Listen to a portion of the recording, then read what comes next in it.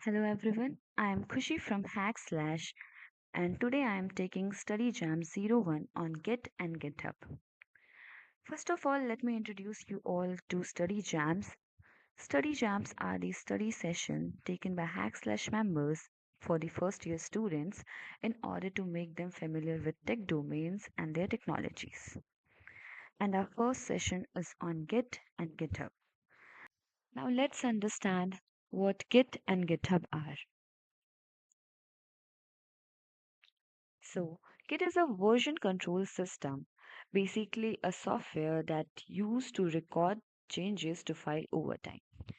So, suppose तुमने कोई project बनाया एंड तुमने उसमें कुछ चेंजेस किए आगे जाके तुम्हें कुछ कोड एडिट किए कुछ न्यू कोड ऐड किए so what Git does it records the changes which you have done to your code ये तुम्हारे फाइल को तुम्हारे कोड फाइल को ट्रैक करता है एंड इसमें जो जो चेंजेस होता है फॉर एग्जांपल कौन सा पोर्शन तुमने डिलीट कर दिया कौन सा पोर्शन तुमने एडिट किया है क्या चेंज किया है ये सारी चीज़ों को वो रिकॉर्ड करता है उसका रिकॉर्ड वो रखता है it helps you to collaborate with others on your project more easily for example तुम किसी हैकाथॉन में पार्ट ले रहे हो देन वहाँ पे हैकाथॉन में ऐसा होता है कि मल्टीपल पार्टनर्स होते हैं तुम्हारे मल्टीपल टीममेट्स होते हैं जो किसी एक पर्टिकुलर चीज़ पर काम कर रहे होते हैं फॉर एग्जांपल फ्रंट एंड कोई और संभाल रहा होता है बैक एंड कोई और संभाल रहा होता है डेटाबेस कोई और हैंडल कर रहा होता है सो गिट तुम्हें कोलेबोरेट करने में मतलब सिंगल प्रोजेक्ट में मल्टीपल टीममेट्स को कोलेबोरेट करने में हेल्प करता है now, it also helps you to test changes without losing the original version, and it revert back to older versions when or if needed. So, Git helps us to test changes. For example, तुमने कुछ change किया अपने code में and वो work नहीं कर रहा है, तो फिर तुम्हें पता चल जाएगा ना कि तुमने ये वाला portion change किया and वो work नहीं कर रहा है. Then फिर तुम उसकी original version पे वापस जा सकते हो if you are thinking that it is not suitable or it is not perfect. You want the previous version, so you can shift to that version too with the help of Git. Now, as you have understood what Git is, it is basically a software which does all this thing, which lets you to do all these things. Now, what is GitHub? GitHub is a cloud-based platform that hosts Git repositories. So Git is a software, but GitHub is a platform.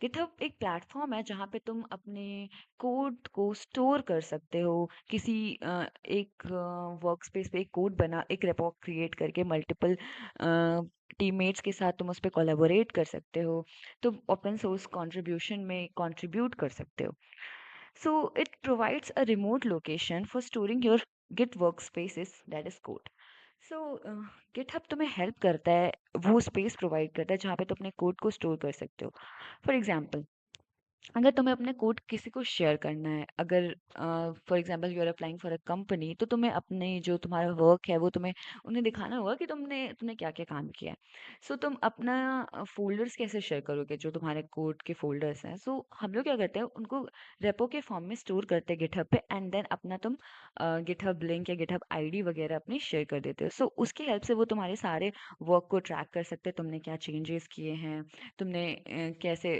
क्या कब push किया commit किया क्या क्या किया वो उसको अच्छे से ट्रैक कर सकते हैं useful if you lose or break your computer even git is a cloud based platform so वो um, तुम्हारे एक क्लाउड बेस्ड प्लेटफॉर्म है तो वो क्लाउड पे तुम्हारे सारे जो रिपोजिटरीज है वो वहाँ पे होस्टेड रहते हैं सो इवन इफ अगर तुम्हारा कंप्यूटर मतलब अगर तुम्हारा इन केस तुम्हारे सारे फाइल्स डिलीट हो गई जो तुम्हारे कंप्यूटर्स पे था वो वहाँ पे सेफली स्टोर्ड रहेंगे it contains many collaborative tools like issues, pull request, etc.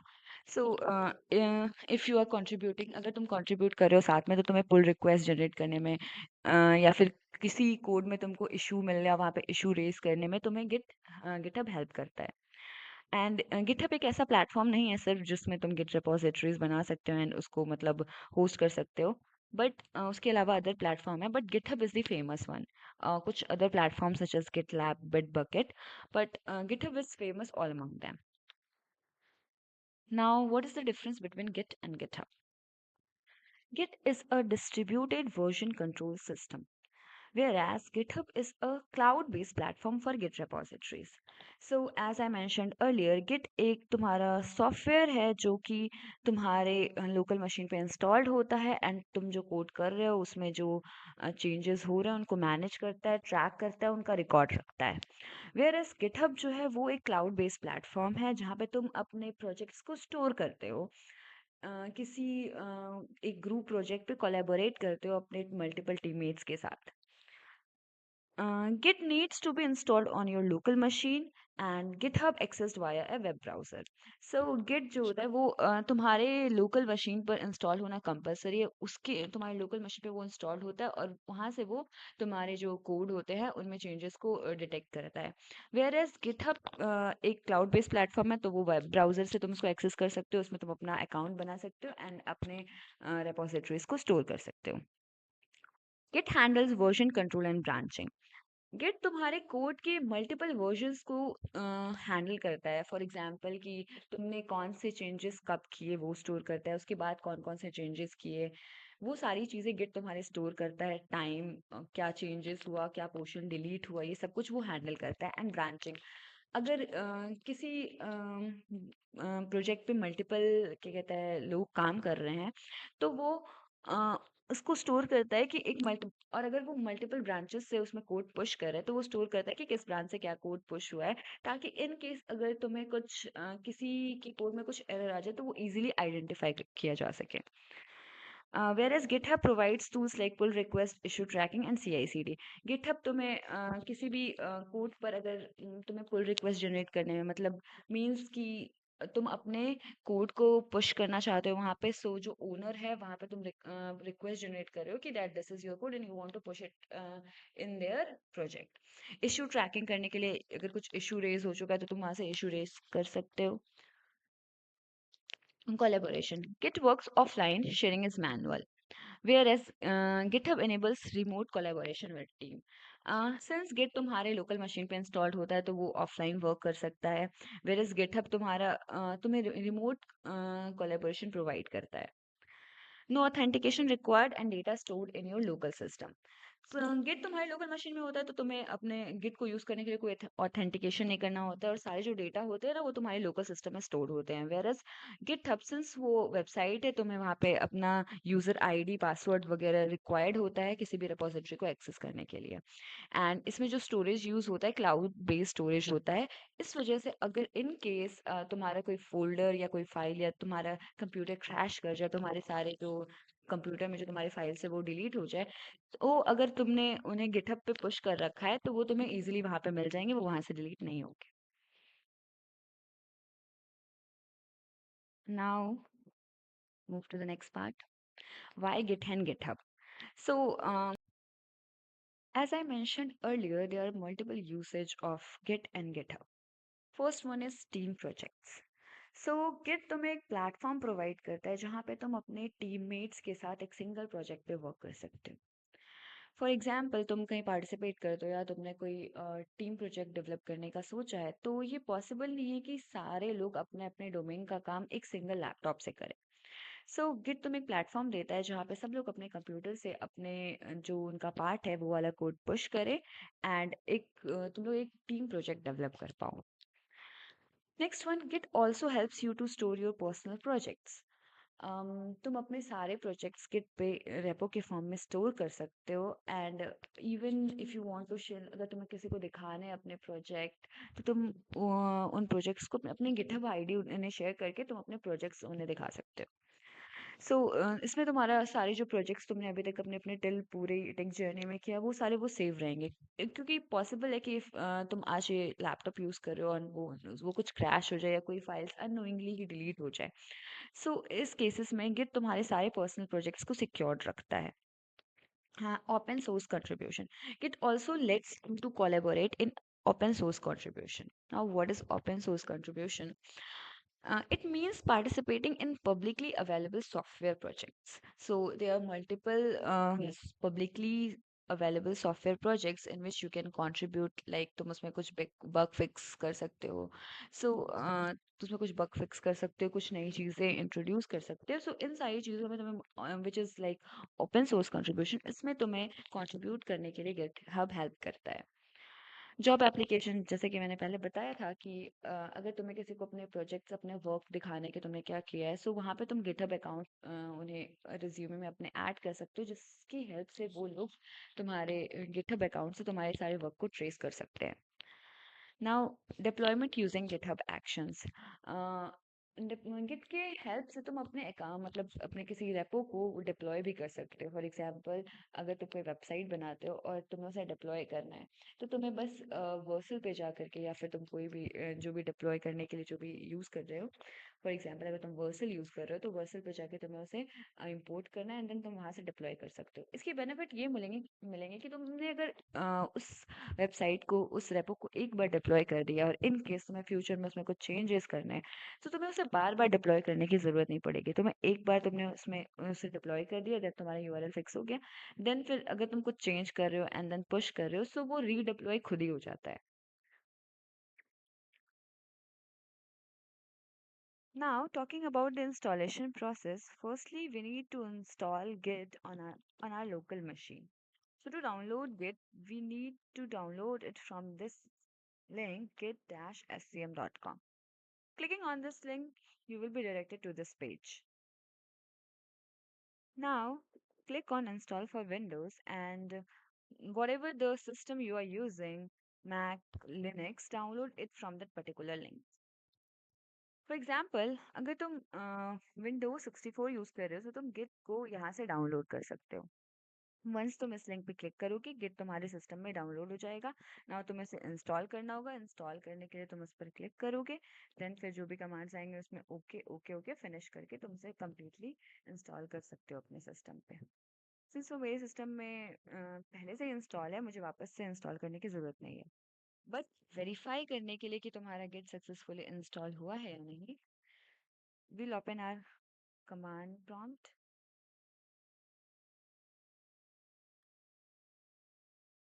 यहाँ पे type the command git dash dash version. If you're seeing something like this, मतलब यहाँ पे तुम्हें कोई version वगैरह शो हो रहा है, देन तुम्हारे सिस्टम में गिट सक्सेसफुली इंस्टॉल हो चुका है।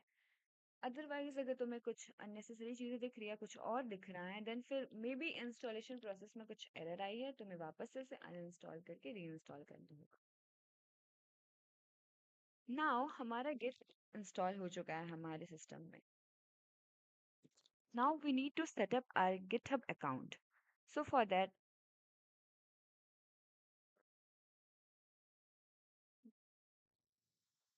open github.com.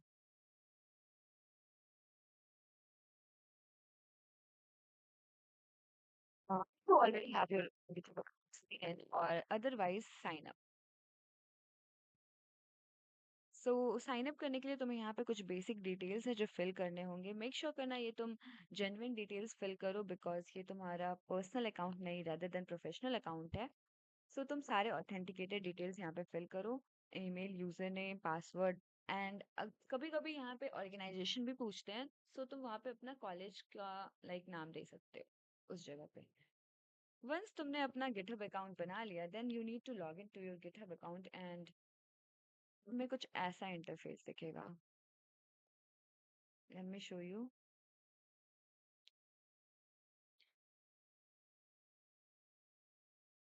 ऐसा, ये सारी चीज़ें तो मैंने दिखेगी, ये मेरा कस्टमाइज्ड है। तुम्हें ऐसा कुछ बेसिक सा टेम्पलेट दिखेगा। नाउ तुमने गिट इंस्टॉल कर लिया एंड अपना गिटहब अकाउंट भी बना लिया है। Now we need to configure our git, so for that open your command prompt and then type command git dash dash git config dash dash global user dot name.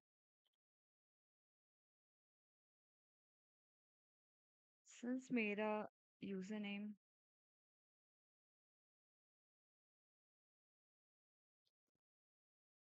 So now तुम्हारा Git configure भी हो चुका है। तुम चाहो तो अपने email से भी गिट कॉन्फ़िग कर सकते हो using this command git config dash dash global user dot email and in place of this तुम अपना ईमेल जिससे तुमने गिटहब अकाउंट सेटअप किया है वो डाल करके अपना गिट कॉन्फ़िगर कर सकते हो। सो नाउ हमारा गिट कॉन्फ़िगर भी हो गया, हमने गिट इंस्टॉल भी कर लिया एंड गिटहब अकाउंट भी बना लिया है। Now to verify all this thing हमें अपना वीएस कोड इंस्टॉल करना होगा। So to install VS code type VS code download and ये फर्स्ट लिंक उनका ऑफिशियल लिंक है। इसमें तुम अपना जो भी वॉटेवर तुम्हारा सिस्टम है उसमें तुम वीएस कोड इंस्टॉल कर सकते हो। यहाँ से अगर तुम्हारा विंडोज 64 है तो यहाँ से इंस्टॉल कर सकते हो, अगर तुम्हारा लिनक्स है मैक है तो डिपेंडिंग अपॉन योर सिस्टम तुम यहाँ से वीएस कोड इंस्टॉल कर सकते हो। और सेम सिमिलर प्रोसेस रहेगा वीएस कोड का भी और गिट का भी। डाउनलोड होने के बाद देन फिर तुम्हें उसे इंस्टॉल करना होगा एंड एट द एंड में तुम ऐप को लॉन्च भी कर लेना। सो अगर तुम तुम्हारा ऐप लॉन्च हो जाने के बाद तुम्हें कुछ ऐसा आइकन शो होगा, ये वीएस कोड का आइकन है। वंस तुम इस पे क्लिक करोगे सो तुम्हें कुछ ऐसा दिखेगा, ऐसा कुछ दिखेगा। नाउ हमें यहाँ पे एक फोल्डर बनाना होगा।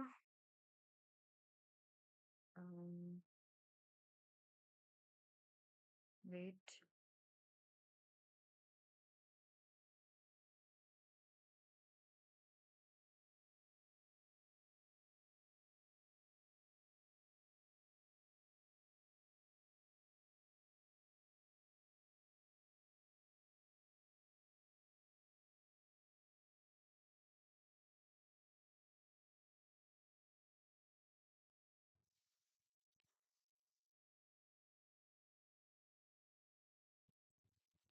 आई एम मेकिंग अ फोल्डर।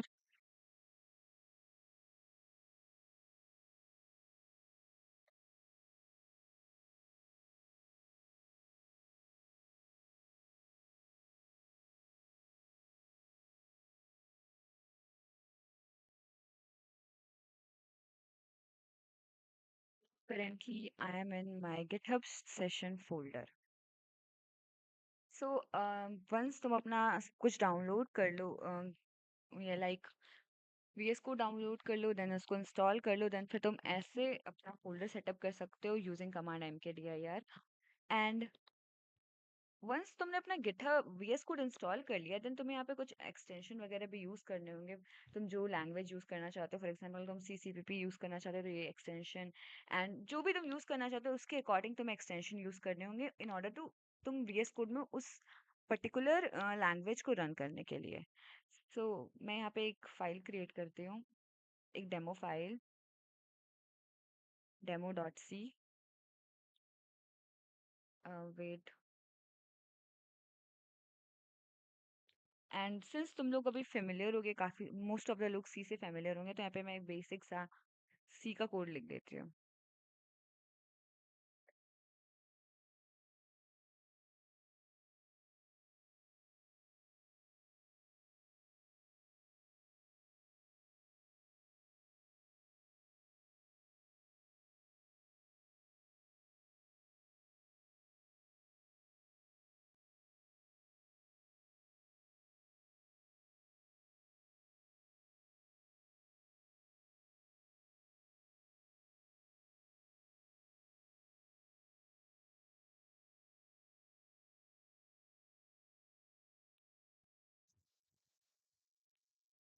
तो हम अपने फाइल को सेव करेंगे एंड देन उसको रन करेंगे। So this is Git and GitHub session.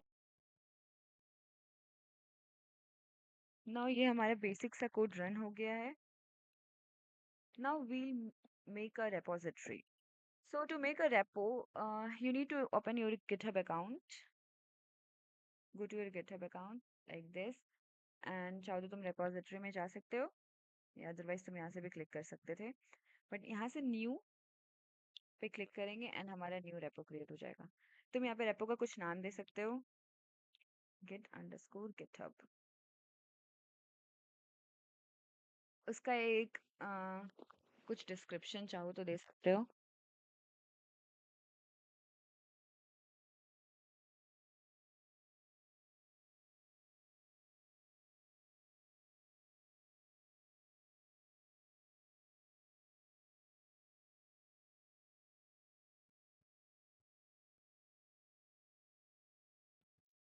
And ये विजिबिलिटी भी चूज कर सकते हो कि तुम अपने गिटहब को अपना पब्लिक रखना चाहते हो या प्राइवेट रखना चाहते हो।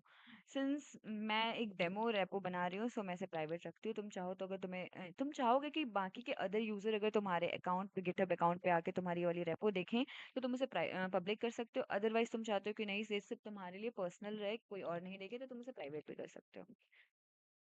तुम चाहो तो रीडमी फाइल भी ऐड कर सकते हो, अदरवाइज नहीं भी ऐड कर सकते हो। रीडमी फाइल ये होती है जिसमें हम लोग अपने रेपोजिटरी की बेसिक इन्फॉर्मेशन डालते हैं कि तुम्हारा लाइक अगर तुमने कोई साइट बनाया, तुमने कोई भी एप्लीकेशन बनाया है, सो वो क्या काम करता है, मतलब क्या क्या तुमने टेक स्टैक यूज़ किया है, उसको कैसे कोई अपने मतलब अपने सिस्टम में उसको फोक कर सकता है, क्या क्या डिपेंडेंसीज तुमने यूज़ की है। सो ये सारी चीज़ें हम लोग रीडमी में ऐड करते हैं। तुम चाहो अभी मैं इसमें ऐड कर देती हूँ, एंड देन हम लोग क्रिएट रेपो पे क्लिक करेंगे। सो ये बेसिक सा प्रोसीजर होता है गिटहब रेपो क्रिएट करने का। तो तुम देख सकते हो ये मेरा git underscore GitHub repo create हो गया, ये प्राइवेट रेपो है। एंड इसमें भी मैंने कुछ भी नहीं डाला, ये पूरा ओपन, ये पूरा खाली है।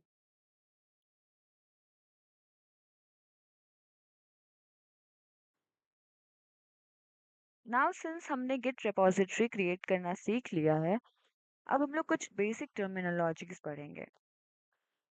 So for basic terminologies, the first one is repositories or repo. Repo is just like a folder in your computer. A repository is a collection of files and directories. So just like in your computer folder exists, जैसे कि हमारे computer में रहता है एक folder, similar way में हमारे GitHub account पे एक रेपोजिटरी एग्जिस्ट करेगी जिसमें हम लोग अपने सारे कोड्स को इन फाइल स्टोर कर सकते हैं। सो रेपोजिटरीज एक फोल्डर की ही तरह होता है, बस उसमें मल्टीपल फाइल्स होते हैं जिसमें बहुत सारे हमारे कलेक्शंस होते हैं कोड के। ये हमारे सारे कोड को एक प्लेस पर स्टोर करता है और उन्हें मैनेज करता है। मैनेज इन द सेंस कि उनमें कब क्या चेंजेस आए उन्हें स्टोर करता है और उन्हें ट्रैक करता है कि कब चेंजेस आए हैं, कौन सा पोर्शन डिलीट हुआ है, कौन सा पोर्शन एडिट हुआ है। And the most important thing is that if you want to share your repo with someone, उसका एक पर्टिकुलर लिंक होता है एंड तुम उसे जिसे भी तुम अपनी रिपोजिटरीज दिखाना चाहते हो, तुम उन्हें वो वाली लिंक शेयर कर सकते हो। So now to create a repository we use a command git init। सो अभी हमने एक डेमो डॉट सी फाइल बनाई थी, यहाँ पे ये डेमो डॉट सी फाइल बनाई थी। हम यहाँ पे गेट init कमांड से अपनी रिपोजिटरी इनिशियलाइज करेंगे। You can see reinitialized existing git repository. So हमारी जो existing git repository थी which is github session, basically यहाँ पे जो फाइल है वो इनिशियलाइज हो चुकी है। एंड तुम यहाँ पे ये u देख सकते हो, u का मतलब होता है गिट इनिशियलाइज हो चुका है और ये अनट्रैक्ड फाइल्स है हमारी। यहाँ पे अगर तुम सोर्स पैनल में आओ तो तुम यहाँ पे देख सकते हो ये जो फाइल्स है, यहाँ तुम्हें लिख रहा होगा अनट्रैक्ड। सो ये फाइल्स हमारी अनट्रैक्ड हैं अभी। Now this git init command will create a new folder on your system and initialize it as a git repo. This adds .git folder to your project. So ये इस कमांड से क्या होगा, हमारा न्यू फोल्डर सिस्टम में create हो जाएगा और वो as a git repo initialize हो जाएगा। एंड ये जो कमांड है वो हमारे प्रोजेक्ट में डॉट गिट फोल्डर क्रिएट कर देता है। So let me show you.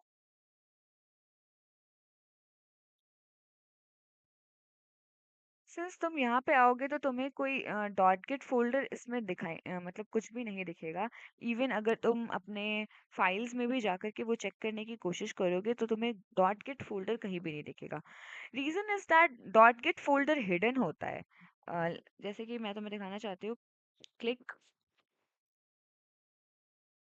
Control shift plus P click करने से तुम यहाँ आ जाओगे एंड तुम यहाँ पे चेक कर सकते हो प्रेफरेंसेस।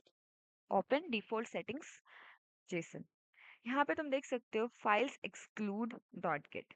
सो डॉट गिट फाइल एक्सक्लूड हो सकती है एंड इसमें हम लोग कोई चेंजेस भी नहीं कर सकते, ये रीड ओनली होता है। इस वजह से तुम्हें dot git folder even even तो इसके अंदर क्रिएट हो चुका है फिर भी तुम्हें विजिबल नहीं होगा। सो फोर्सफुली विजिबल करने देखने के लिए कि डॉट गिट फोल्डर इसमें सच में क्रिएट हुआ है या नहीं, we will use Windows power shell. तो यहाँ पे सबसे पहले हम लोग अपनी गिटहब सेशन डायरेक्टरी में जाएंगे।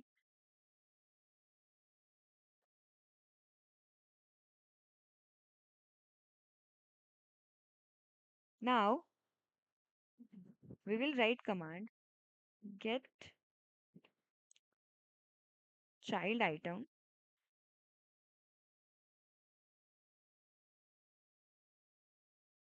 dash force। सो ये फोर्सफुली हमें वो सारे चाइल्ड आइटम जो तुम्हारे गिटहब सेशन में है, वो सारे जो भी उसके अंदर चाइल्ड आइटम्स मतलब उसके पर्टिकुलर गिटहब सेशन के अंदर जो फाइल्स है या जो फोल्डर्स है वो हमें फोर्सफुली मतलब दिखाएगा भी कौन कौन से फोल्डर्स हैं। नाउ यू कैन सी कि डेमो डॉट सी हमारे में फोल्डर है जो हमने खुद क्रिएट किया है एंड वो तुम्हें दिख रहा होगा demo dot C. Demo dot E X जो सी कंपाइलर क्रिएट करता है सो दैट कि हमारा वो रन हो पाए demo dot C file. And ये डॉट गिट फोल्डर जो हमारे गिट इनिट कमांड से क्रिएट हुआ है जो कि हमारी फाइल्स को ट्रैक करेगा, जिसकी हेल्प से हम लोग अपने कोड को गिटहब अकाउंट पे पुश कर पाएंगे। सो ये भी यहाँ पे हमें दिख रहा है कि तुम्हें तुम्हारे कंप्यूटर पे विजिबल नहीं होगा बट तुम इसकी हेल्प से फोर्सफुली देख सकते हो। सो नाउ हमने अपनी रिपोजिटरी क्रिएट भी कर ली।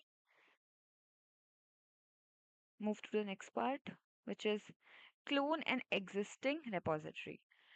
सो अब हम लोगों ने पहले एक रिपोजिटरी क्रिएट की थी git and GitHub session. Now हम लोग उस रिपोजिटरी को क्लोन करेंगे।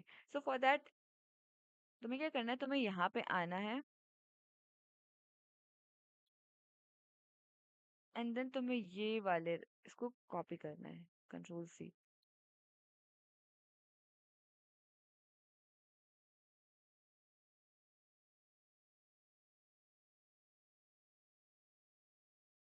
वेट मेरा मिनट।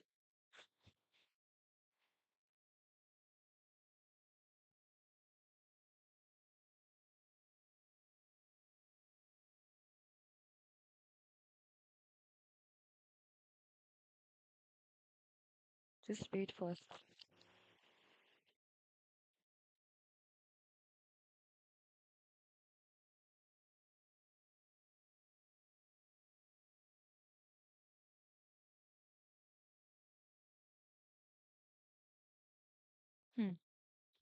सो तुम्हें वो कॉपी करनी है, कंट्रोल सी। एंड नाउ तुम चाहो तो अपने कमांड प्रॉम्प्ट पे जाके कमांड कमांड प्रॉम्प्ट पर भी तुम कमांड लिख करके उसे कॉपी कर सकते हो। मैं वीएस कोड के टर्मिनल से करती हूँ। यहाँ पे तुम लिखोगे गिट क्लोन दिस रेपो।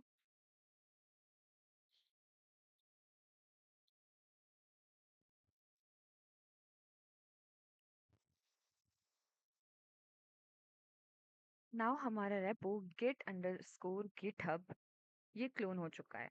सो अब मैं तुम्हें धीरे धीरे समझाऊंगी कि कैसे हम लोग गिट के हेल्प से अपने गिटहब पे कोड को अपडेट कर सकते हैं, कैसे हम लोग ऐड कर सकते हैं, पुश कर सकते हैं, कमिट कर सकते हैं। सो वन बाय वन हम लोग धीरे धीरे जैसे जैसे वीडियो में आगे बढ़ेंगे ये सारी चीज़ें समझते चलेंगे। सो नाउ ये वाला रेपो हमारे यहाँ पे आ चुका है। मैंने इसमें एक git dot C file add कर दी है जिसमें हम लोग एक बेसिक सा कोड लिख लेंगे सी का। सो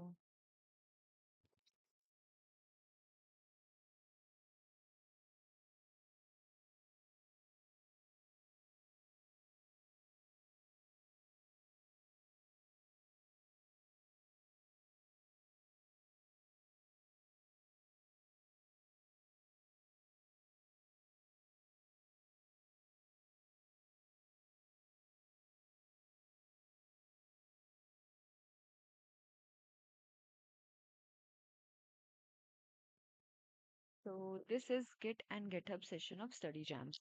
मैंने ये लिख लिया एंड फिर अब हम लोग अपने गिट को इनिशियलाइज करेंगे। सो उसके लिए सबसे पहले हमें इस फोल्डर में जाना पड़ेगा, गिट अंडरस्कोर गिटहब। करेंटली हम लोग गिटहब अंडरस्कोर सेशन फोल्डर में। सो जाने के लिए हम लोग कमांड यूज करते हैं cd एंड जो तुम्हारा फोल्डर है उसका तुम नाम। सो हम लोग गिट अंडरस्कोर गिटहब में आ गए हैं। नाउ हम लोग गिट इनिशियलाइज करते हैं, git init. So you can see reinitialize existing Git repository. जो हमारी रेपो है वो इनिशियलाइज हो चुकी है। नाउ अगर हम लोग सोर्स कंट्रोल में जाएं एंड यहाँ पे हम लोग देखें कि हम लोगों ने प्रीवियसली हमारा कैसा था एंड अभी क्या है, तो तुम यहाँ पे चेंजेस में जाके ट्रैक कर सकते हो कि प्रीवियसली कैसा था। तुम्हें ये वाली लाइन दिख रही होगी, ये वाली लाइन मैंने पहले लिखी थी। जब मैंने ये फोल्डर बनाया था तो मैंने ये वाला बेसिक सा टेम्पलेट लिखा था और ये वाली लाइन लिखी थी। नाउ तुम लोगों के सामने मैंने अब जब न्यू वापस से कोड लिखा, सो मैंने ये वाला लाइन लिखा। सो यहाँ पे गेट तुम्हें दिखा रहा है कि प्रीवियसली ऐसा कुछ था एंड नाउ अब ऐसा है। सो ये रेड पोर्शन जो है वो डिलीटेड पोर्शन है और ये जो तुम्हारा येलो पोर्शन दिख रहा है ये न्यूली एडेड पोर्शन है। सो जैसे कि मैंने तुम्हें एक्सप्लेन किया था कि गिट हमारे जो कोड है उनको ट्रैक करता है, उनके चेंजेस स्टोर करता है। सो तुम देख सकते हो कि कैसे वो स्टोर करता है। ये हमारा प्रीवियस था और ये हमारा फाइनल है। वन सेकेंड में यहाँ पे git add dot command use करूंगी। सो ये वाला जो हमारा ये था, जो हमने अभी चेंज किया वो ऐड हो चुका है अब उसमें। नाउ अब अगर हम कुछ चेंजेस इसमें करते हैं, फॉर एग्जांपल अब मैं ये हटा के मैं इसमें कुछ और डाल देती हूँ, लाइक बेसिक सा कुछ प्रिंट करने के लिए nd is equal to 5 print F.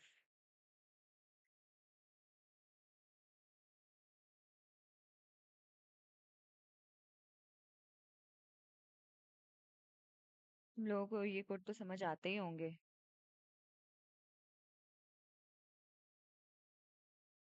सो अगर मैं ऐसा कुछ डालती हूँ यहाँ पे, तो तुम्हें दिख रहा है कि इनिशियली ऐसा कुछ था, नाउ अब ऐसा कुछ है। एक minute, the value of 5, now अब ऐसा कुछ है। सो गिट ट्रैक कर रहा है कि तुमने क्या क्या चेंजेस किए हैं, क्या क्या चेंजेस तुमने डिलीट किए, क्या क्या चीजें तुमने ऐड करी। सो ये सारी चीजें गिट हमारी ट्रैक करता है। Now using git status command तुम अपने रेपोजिटरी का स्टेटस चेक कर सकते हो। सो गिट स्टेटस। नाउ तुम देख सकते हो इसने तुम्हारा पूरा जो अभी रेपो है उसका, इसको मुझे थोड़ा बड़ा करने दो, उसका पूरा स्टेटस बता दिया कि लाइक क्या क्या चेंजेस हमें अभी कमिट करने हैं। अभी सारे हमारे अनस्टेज फॉर्मेट में, अभी पूरा कमिट नहीं किया है हम लोगों ने।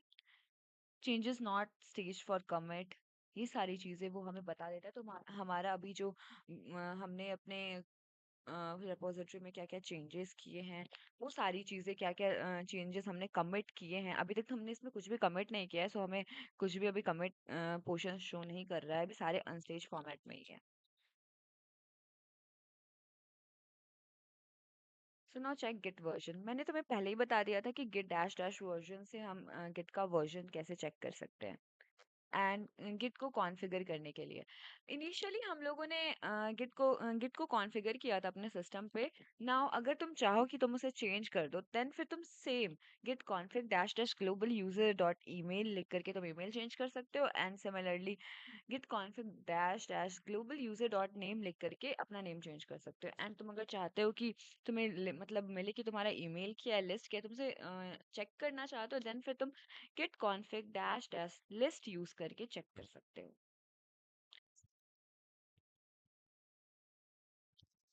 Now staging area. सो तुमने देखा होगा हमने पहले git add डॉट यूज किया था।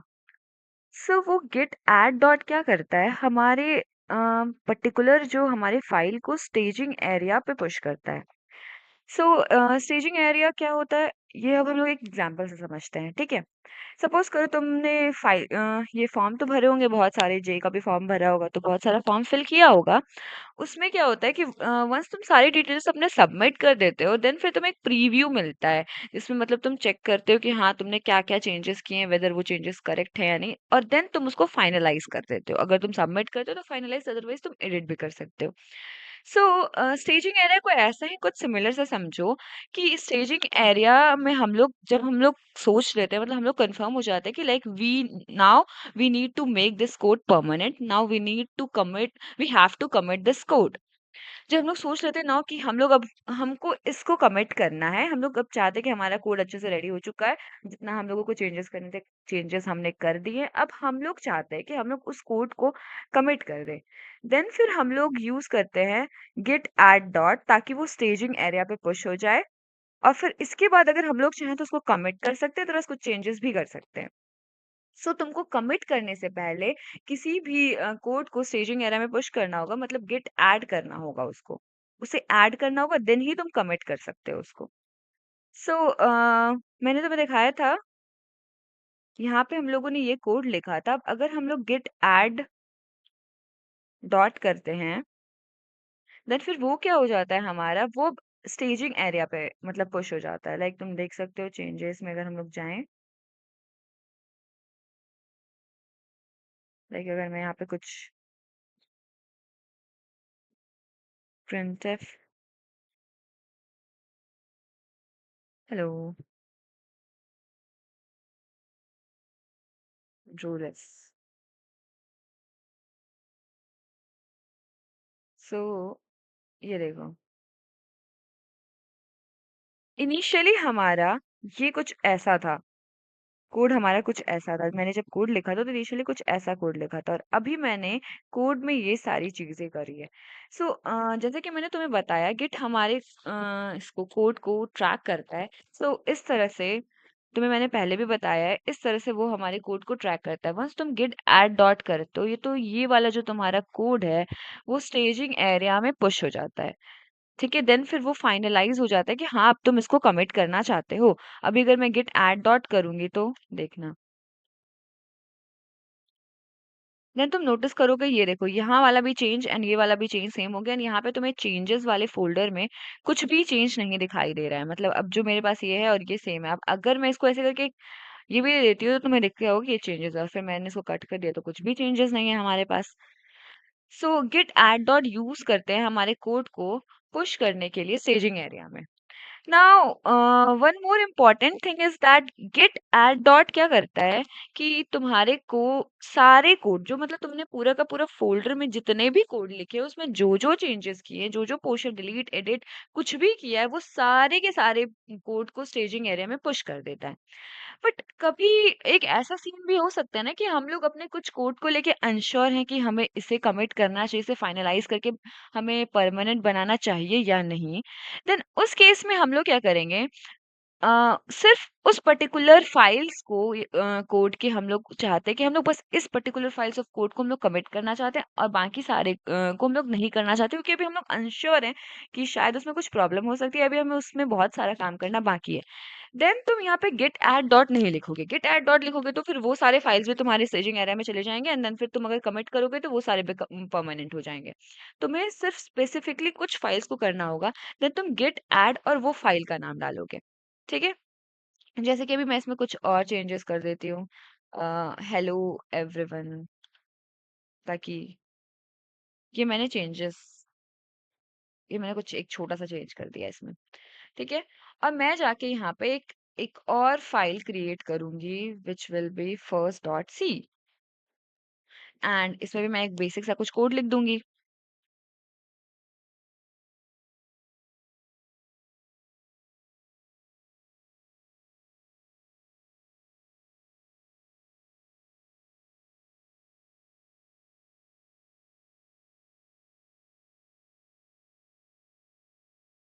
Welcome to Study jams.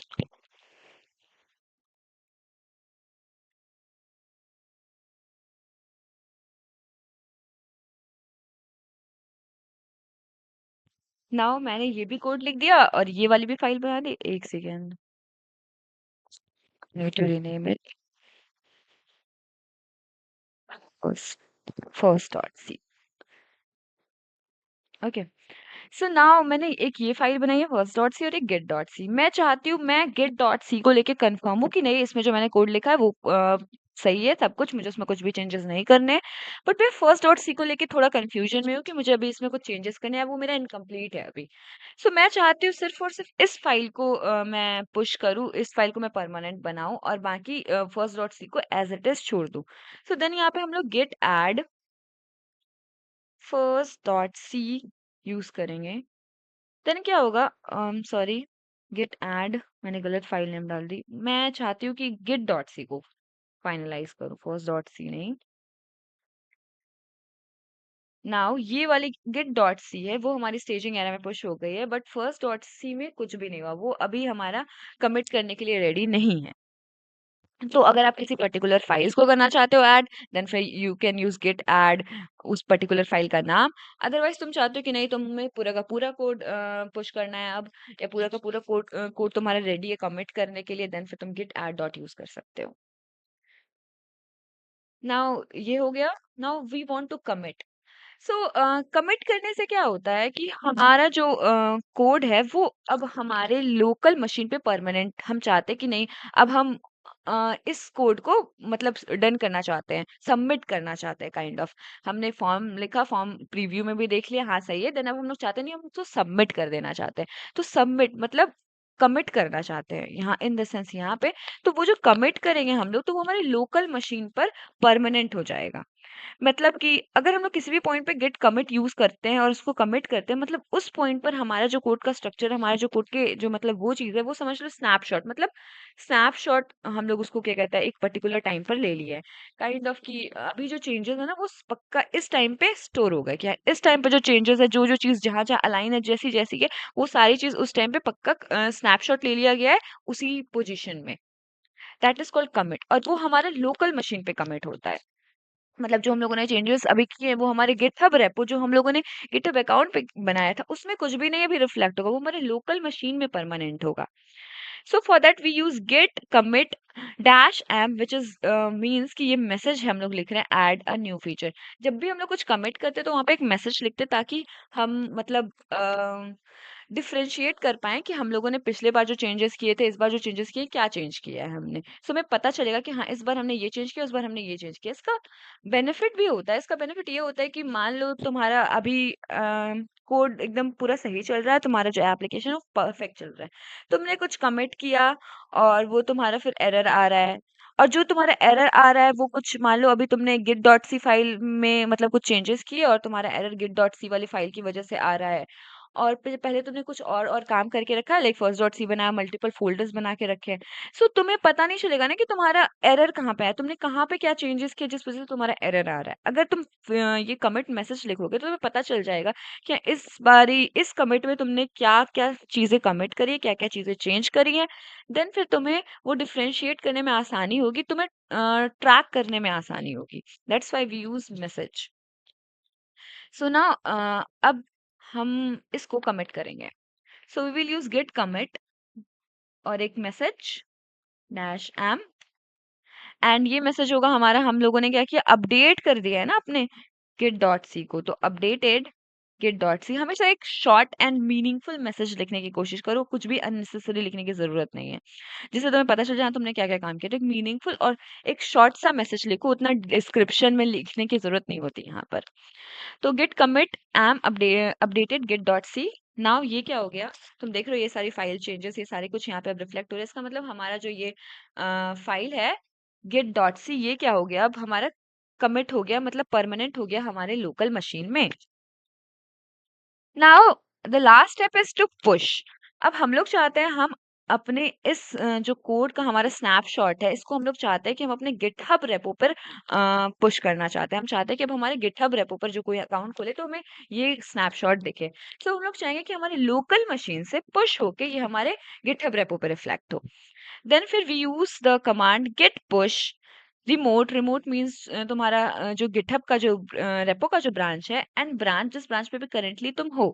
मैं आगे तुम्हें समझाऊंगी ब्रांच का मतलब क्या होता है डिटेल में। अभी तुम बस इतना समझो कि वो ब्रांच ये होता है जिसमें मतलब अगर किसी ऑर्गेनाइजेशन में लोग काम कर रहे होते हैं तो वो मल्टीपल ब्रांच पर काम कर रहे होते हैं, क्योंकि होता है ना, सबका डिफरेंट डिफरेंट पार्ट होता है। तो अगर सबको तुम सेम ब्रांच में दे दोगे तो ट्रैक करना मतलब मुश्किल होगा कि किसने क्या काम किया। अगर किसी के काम में कुछ एरर आ रहा है तो किस ब्रांच से वो एरर रेज हुआ है, ये हमें पता चल जाएगा अगर हम लोगों ने सबको मल्टीपल ब्रांच दे रखा है। और फिर सब लोग अपने सेम अपने अपने ब्रांच से मेन ब्रांच पर, जो तुम्हारा रिमोट ब्रांच पर, अपना कोड पुश करते हैं। ठीक है। सो अभी हम लोग तो मेन ब्रांच में ही है, जो मेन हमारा ब्रांच है उसी ब्रांच में हम लोग अपना कोड पुश करेंगे। सो बेसिकली क्या करता है, हमारे लोकल रेपोजिटरी को रिमोट रेपोजिटरी में पुश कर देता है, अपलोड कर देता है हमारे वीएस कोड से गिटहब पे। So we will use git push. हमारा रिमोट रिमोट ब्रांच जो है वो ओरिजिन है। एंड हम लोग करेंटली भी मेन पर भी हमने कोई न्यू ब्रांच नहीं बनाया। मैं तुम्हें आगे जाके न्यू ब्रांच बनाना भी सिखाऊंगी, एंड कैसे न्यू ब्रांच से पुश करते हैं वो सब भी सिखाऊंगी मैं। So git push origin main. Now क्या इसके बाद क्या हो जाएगा, ये तुम देख सकते हो कि हमारा जो ये कोड है ये हमारे गिटहब रेपो पे पुश हो चुका है। सो टू वेरीफाई इट, अब हम लोग हमारा गिटहब रेपो खोलेंगे। ये है, अभी इसमें कुछ भी नहीं है, तुम देख सकते हो एम्प्टी है। बस इसको रिलोड करूंगी मैं, देन तुम ये देख सकते हो git डॉट सी और git डॉट exe तुम्हें दिख रहा है, and यहाँ पे मैसेज भी दिख रहा है। इससे पता चल रहा है अपडेटेड git डॉट सी वाला जो हमने कमिट किया था उसमें इसमें जो चेंजेस आए हैं उसकी वजह से इसके अंदर चेंजेस आए हैं। ये हेल्प करता है ना हमें ट्रैक करने के लिए। अब तुमने नोटिस किया होगा कि फर्स्ट डॉट सी हमें यहाँ पे नहीं दिख रहा है। सिंस हमने फर्स्ट डॉट सी को ऐड नहीं किया था तो वो हमारा कमिट भी नहीं हुआ एंड पुश भी नहीं हुआ। सो ऐड करना एक इम्पॉर्टेंट स्टेप है। ऐड करोगे मतलब तुम फाइनलाइज कर रहे हो उसको अपना कमिट करने के लिए, देन फिर तुम कमिट और पुश कर सकते हो।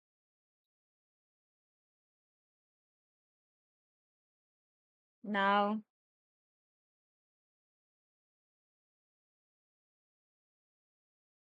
बेसिक टर्मिनोलॉजीज में ना, पुश कमांड एग्जैक्टली क्या करता है एंड हमारा ये फ्लो कैसा रहता है, अब हम ये देखेंगे।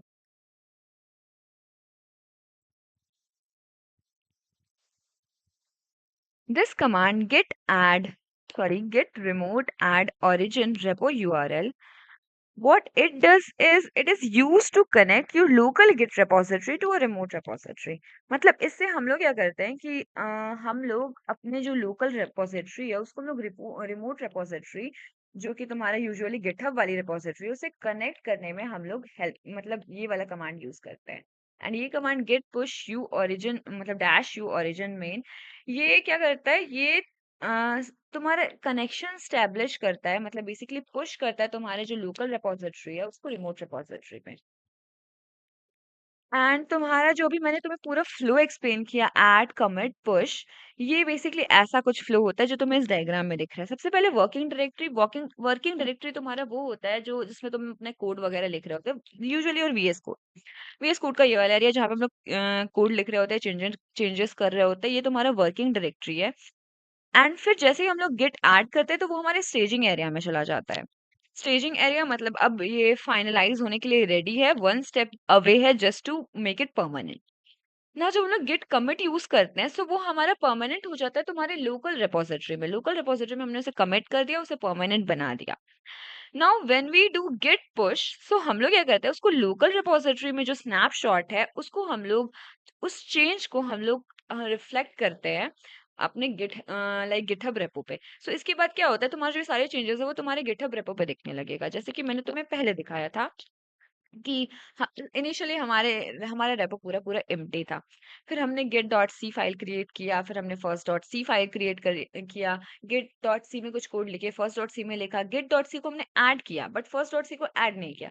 मतलब हम लोगों ने उसे स्टेजिंग एरिया में भेजा ही नहीं। जब हमने उसे स्टेजिंग एरिया में नहीं भेजा तो कमिट भी करने पे वो परमानेंट भी नहीं हुआ, और वो हमारे गिटहब वाले जो रेपो में है, जो हमारे गिटहब अकाउंट पे था, वहां पे रिफ्लेक्ट भी नहीं हुआ। बट जिसे हमने ऐड किया, कमिट किया, पुश किया, देन फिर जब हम लोगों ने जाके रिफ्रेश किया, सो इनिशियली उस एम्प्टी रेपो में थोड़ी देर बाद वो हमारा गेट डॉट सी और गेट डॉट ई फाइल तुम्हें शो होने लग गया। सो उसका कुछ वर्क फ्लो ऐसा ही होता है। नाउ अब हमने ये समझ लिया थोड़ी थोड़ी कमिट पुश ये सारी टर्मिनोलॉजीज क्या होती हैं, इससे क्या होता है। नाउ अब सबसे इम्पोर्टेंट चीज ब्रांच क्या होते हैं?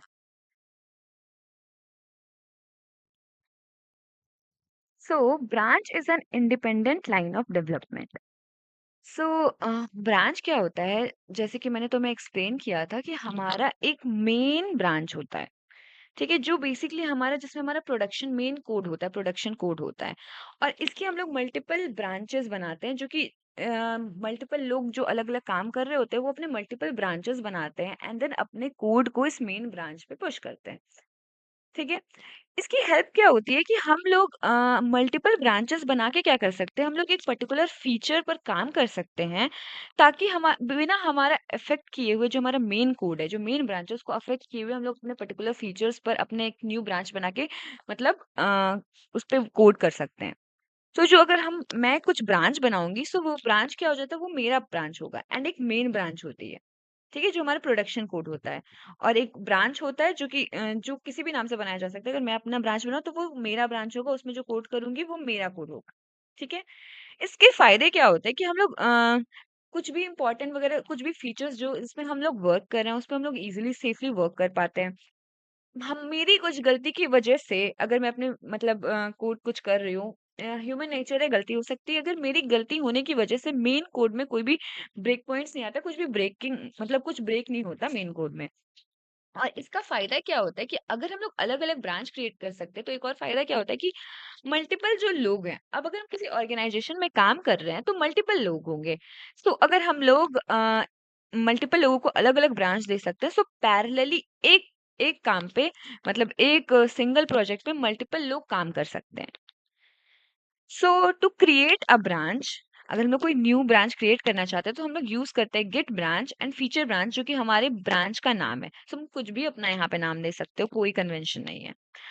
सो इसी में हम एक न्यू ब्रांच क्रिएट करेंगे, गेट ब्रांच, एंड मैं इसका नाम दूंगी खुद का नाम, खुशी। गेट ब्रांच खुशी। सो इससे क्या हुआ कि हमारा ब्रांच क्रिएट हो गया, अभी हमारा वो ब्रांच क्रिएट हो गया, बट करेंटली अभी मैं मेन ब्रांच पर ही हूँ। मैं अभी ये खुशी ब्रांच पर स्विच नहीं हुई हूँ।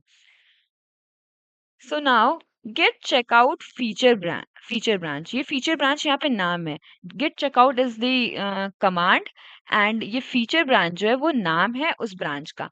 सो जब मैंने गेट ब्रांच मैंने लिखा तो वो मेरा ब्रांच क्रिएट हो गया। नाउ अब अगर मैं लिखूंगी मतलब टाइप करूंगी ऑफ कोर्स, गेट चेकआउट खुशी। सो अब मैं जैसे ही मैं इसको मतलब एंटर करूंगी, सो मैं मेन ब्रांच से खुशी वाले ब्रांच पर मूव कर जाऊंगी। ये देख सकते हो, स्विच टू ब्रांच खुशी। अब मैं खुशी ब्रांच पर हूँ करेंटली। पहले तो इनिशियली मैं मेन ब्रांच पे थी, मेन ब्रांच जो मेरा मेन कोड होता है उस पे थी। अब मैं एक न्यू ब्रांच पे आ गई हूँ which is Khushi. So and now git merge feature branch, ये यूज किया जाता है, ये वाला कमांड यूज किया जाता है कि जब तुमने अपना कोड लिख लिया और तुम चाहते हो कि अब इसको मर्ज कर देना चाहते हो अपने मेन वाले ब्रांच में, देन फिर तुम यूज करते हो गिट मर्ज फीचर ब्रांच। सो यहाँ पे अगर मैं लिख दूंगी गिट मर्ज खुशी, सो मैं क्या करूंगी, अब मैं क्या करूंगी, इसको पुश कर दूंगी अपने मेन ब्रांच पे, मर्ज कर दूंगी इस ब्रांच को मेन ब्रांच के साथ। पर दिक्कत ये यहाँ पे आ रहा है ऑलरेडी अप टू डेट, ये कोई दिक्कत नहीं है क्योंकि मैंने कुछ चेंज किया नहीं खुशी ब्रांच पे जा करके।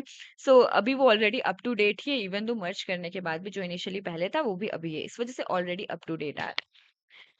अगर मैंने कुछ चेंज किया होता तो वहां पे वो रिफ्लेक्ट हो रहा होता।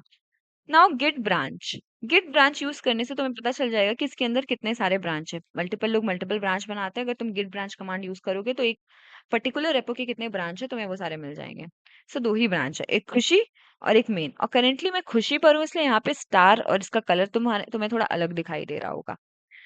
सो गिट ब्रांच कमांड यूज करके जितने भी ब्रांचेस है वो तुम्हें वहां पे मिल जाएंगे, लिस्ट आउट करने के लिए वो सारे ब्रांच। गिट लॉग ये तुम्हें बताता है commit history of the current branch. So अभी सबसे पहले मैंने इसमें तो कुछ चेंजेस किए नहीं, मैं कुछ चेंज कर देती हूँ। मैं फर्स्ट डॉट सी को ऐड कर देती हूँ जो मैंने नहीं किया था पिछली बार।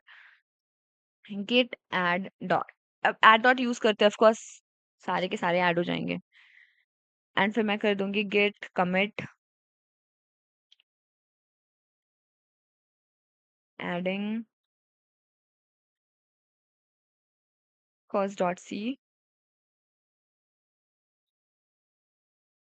एंड गिट पुश ओरिजिन में। नहीं, अब मैं छोड़ देती हूँ, पुश नहीं करती अभी, पहले पहले मैं चेक करना चाहती हूँ इससे, क्योंकि ये बताता है, हमारे गिट लॉग बताता है कि हमने क्या क्या कमिट किया है। सो अब अगर मैं गिट लॉग यूज करूंगी तो वो खुशी ब्रांच से मैंने क्या क्या कमिट किया है वो मुझे वो बताएगा। सो देखो, तुम्हें दिख रहा होगा खुशी ब्रांच से मैंने अभी एडिंग फर्स्ट डॉट सी, ये रिसेंटली है, ये खुशी ब्रांच से हुआ है, हेड टू खुशी। एंड ये अपडेटेड फर्स्ट डॉट सी, ये मेन ब्रांच से हुआ है, तुम्हें दिख रहा होगा। जब हम लोगों ने वो updated git dot C use किया था तो हमने git push origin main use किया था, वहां पे हमने मेन ब्रांच से मेन में ही पुश किया था। बट हम लोगों ने फर्स्ट डॉट सी, वो हम लोगों ने खुशी वाले ब्रांच से पुश किया है। सो दैट्स वाई यहाँ पे ये शो हो रहा है।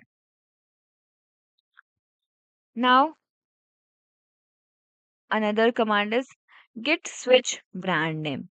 इससे क्या होता है, हो जाएगा कि हम लोग जो जिस करेंटली अभी जिस ब्रांच पर हैं, उस ब्रांच से हम लोग दूसरे ब्रांच पर मतलब ये स्विच हो जाएंगे।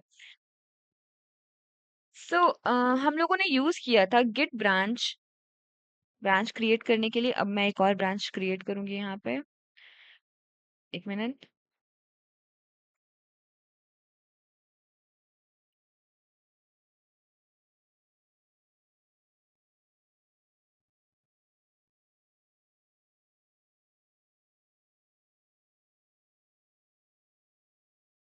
Wait a minute.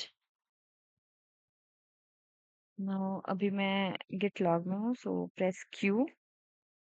नाउ अब मैं ये कमांड यूज करूंगी, गिट स्विच ब्रांच नेम। सो इसके लिए पहले मुझे ब्रांच बनाना पड़ेगा, गिट ब्रांच। सो मैं एक हैक स्लैश नाम का ब्रांच बना लेती हूँ। एंड देन मैं जब स्विच यूज करूंगी, git switch hack slash,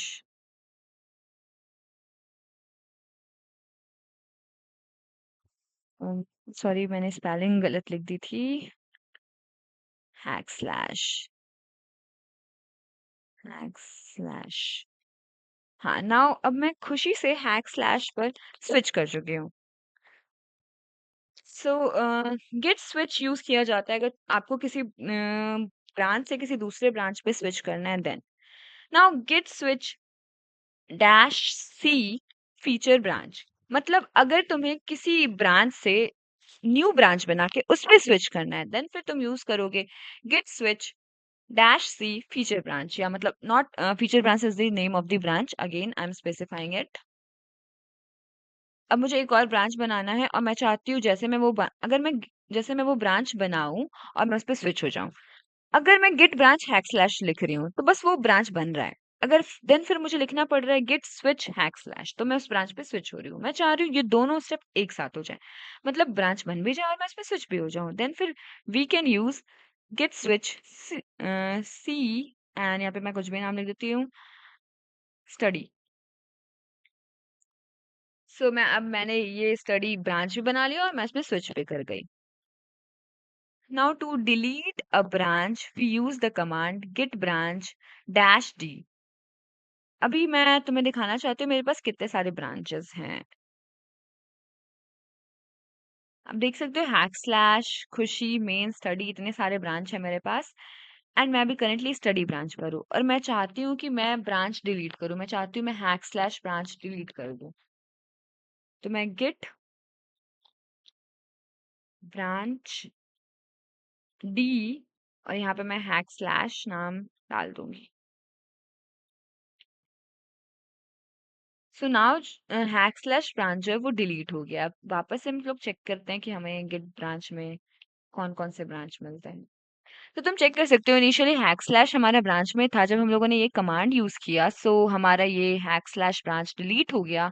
now study main and खुशी, यही 3 ब्रांच बचे हैं। तो ये कमांड यूज करने से तुम एक पर्टिकुलर ब्रांच को डिलीट कर सकते हो। सो ये सारे कमांड थे ब्रांच बनाने के एंड डिलीट करने के, न्यू ब्रांच क्रिएट करने के, स्विच करने के, सब कुछ। तो ब्रांच क्या होता है, ऐसा ही कुछ। ये देखो, ये जो तुम मेन लाइन देख रहे हो ना, ये तुम्हारा मेन ब्रांच है। और इसमें जो तुम्हारे छोटे छोटे ये सारी चीजें जो यहाँ से क्रिएट हुई हैं, जैसे कि नॉर्मल एक पेड़ में होती हैं, उस तरीके से ये सारे जो हैं ये तुम्हारे ब्रांच है। ये बीच वाला तुम्हारा मेन ब्रांच है और ये से ये लिटिल फीचर वाला ब्रांच, ये तुम्हारा बिग फीचर वाला ब्रांच। सो ब्रांच कुछ ऐसे ही होते हैं। मेन हमारा जो प्रोडक्शन वाला कोड होता है वो हमारा मेन ब्रांच होता है, और बाकी सारे जो यूजर्स होते हैं, बाकी सारे जो डेवलपर्स होते हैं, उनके अलग अलग ब्रांच होते हैं। नाउ अब हम लोग बात करते हैं फोक क्या होता है, पुल रिक्वेस्ट क्या होता है।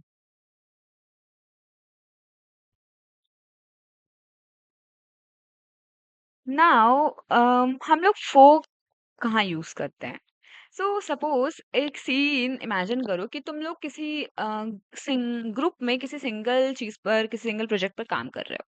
सो वहां पे क्या हम लोग करते हैं उस सीन में कि कोई एक इंसान एक रेपो क्रिएट करता है, और मल्टीपल लोग क्या करते हैं उसको फोक करते हैं, मतलब उसकी कॉपी बनाते हैं, एंड देन फिर उसमें चेंजेस करते हैं जो उनको जो चेंज करने हैं, उनमें जो उनको मतलब फीचर्स ऐड करने करते हैं, एंड देन वो क्या करते हैं पुल रिक्वेस्ट जनरेट करते हैं, और वो जिसने वो कॉपी क्रिएट करी है, मतलब जिसने वो रेपो क्रिएट करी है, सॉरी, जिसने वो रेपो क्रिएट की है, वो क्या करता है उन पुल रिक्वेस्ट को मर्ज करता है, एंड वो मर्ज करने के बाद तुमने जो चेंजेस किए हैं वो उसके मेन रेपो पर रिफ्लेक्ट होता है। सो फोक यूज किया जाता है to make a personal copy of someone else repository in your GitHub account. अगर तुम किसी के रेपो को फोक करते हो तो मतलब तुम क्या करते हो कि उसके रेपो को तुम अपने पर्सनल अकाउंट पे उसकी कॉपी बनाते हो। ठीक है। देन फिर तुम क्या कर सकते हो, तुम चाहो तो उसको उसमें कुछ चेंजेस कर सकते हो, ऐड कर सकते हो। यूजुअली हम लोग इसको यूज कहाँ करते हैं, ओपन सोर्स प्रोजेक्ट में। कुछ ओपन सोर्स प्रोजेक्ट्स होते हैं जिसमें मल्टीपल लोग कंट्रीब्यूट करते हैं, उनके कुछ फीचर्स वो लोग उसमें ऐड करते हैं, कुछ बग ढूंढते हैं, तो वहां पे वो लोग क्या करते हैं कि वो जो ओपन सोर्स प्रोजेक्ट है, मतलब लोगों के लिए ओपन है कि वो उसको आराम से फोक कर सकते हैं, उसमें मल्टीपल पीआर जनरेट कर सकते हैं, उसमें चेंजेस कर सकते हैं। तो लोग क्या करते हैं उसको फोक करते हैं, देन फिर उनको अपने लाइक लोकल मशीन में वो उसकी कॉपी बनाते हैं, देन फिर उसमें चेंजेस करते हैं, और फिर अगर मतलब और फिर वो क्या करते हैं उसकी पीआर रिक्वेस्ट यानी पुल रिक्वेस्ट जनरेट करते हैं, उसमें पुल रिक्वेस्ट वो जनरेट करते हैं। और जो ओनर है उस ओपन सोर्स प्रोजेक्ट का, उनको अगर लगता है कि नहीं ये पुल रिक्वेस्ट सही है काफी, मतलब उनको लगता है वो उससे इम्प्रेस होता है, देन फिर उस पुल रिक्वेस्ट को मर्ज कर लेता है। वंस वो पुल रिक्वेस्ट मर्ज हो जाता है, देन फिर वो जो कोड उसने चेंज किया है अपने अकाउंट पे, मतलब उस पर्सन ने, वो अब उनके मेन कोड में जाके मतलब मेन कोड का पार्ट हो जाता है। सो हम लोग कैसे कर सकते हैं फोक, तो हम लोग सबसे पहले हम लोग फोक करेंगे जाके उनके यू मतलब रेपो पे। जो रेपो आपको फोक करना है उस रेपो पे जाके हम लोग उसको फोक करेंगे, देन उसका जो फोक रेपो यूआरएल होगा जो हमारे पे आएगा, मतलब जब हम लोग उसको फोक करेंगे तो वो रेपो की कॉपी बन जाएगी हमारे मतलब ये अकाउंट पे। देन फिर उसको हम लोग क्लोन करके अपने सिस्टम पे क्लोन करेंगे, देन फिर हम लोग अपने कोड एडिटर पे कुछ चेंजेस करेंगे, फिर वही same procedure, add commit push. और हाँ, स्पेसिफिकली अपना ब्रांच बना के, क्योंकि वो हम लोग मेन ब्रांच पर नहीं कर सकते। हम लोग एक ब्रांच बना के करेंगे पुश, और फिर हम लोग क्या करेंगे, फिर उनके उस रेपो पे जाके, ओरिजिनल रेपो पे जाकर के हम लोग पीआर रिक्वेस्ट मतलब पुल रिक्वेस्ट जनरेट करेंगे। और पुल रिक्वेस्ट क्या होती है, जब हम लोग चेंज करते हैं और हम लोग चाहते हैं कि हमारे इस चेंज को ओरिजिनल वाले मतलब उसमें रिफ्लेक्ट किया जाए, मतलब वो एक हमारा जो चेंज, हमने जो एक न्यू फीचर ऐड किया या जो न्यू बग को हमने रिजॉल्व किया है, उसको हम लोग अगर चाहते हैं कि नहीं वो ओरिजिनल कोड का पार्ट हो, देन हम लोग पुल रिक्वेस्ट जनरेट करते हैं। और वंस जो उसका ओनर होता है उस ओपन सोर्स प्रोजेक्ट का या फिर किसी भी प्रोजेक्ट का जिसको आपने फोक किया है, वो उसको एक्सेप्ट करता है, देन फिर क्या होता है कि वो वाला जो क्या कहता है तुम्हारा कोड जो तुमने चेंज किया है वो उसका पार्ट हो जाता है। सो नाउ मैं तुम्हें अब बताऊंगी कि कैसे तुम ये पुल रिक्वेस्ट जनरेट कर सकते हो, फोक कैसे कर सकते हो और पुल रिक्वेस्ट कैसे जनरेट कर सकते हो। वेट, लाइक ये मेर ये मेरा अकाउंट है। एक ये हमारे पास एक ये प्रोजेक्ट है, साइमन सेज गेम। मैं चाहती हूँ कि मैं इसको फोक करूँ, इसमें मैं कुछ चेंज करूँ, और फिर मैं इसमें पुल रिक्वेस्ट जनरेट करूँ। सो फोक करने के लिए तुम्हें यहाँ पे ये दिख रहा होगा, फोक। बस तुम इस पे क्लिक करोगे, क्रिएट फोक।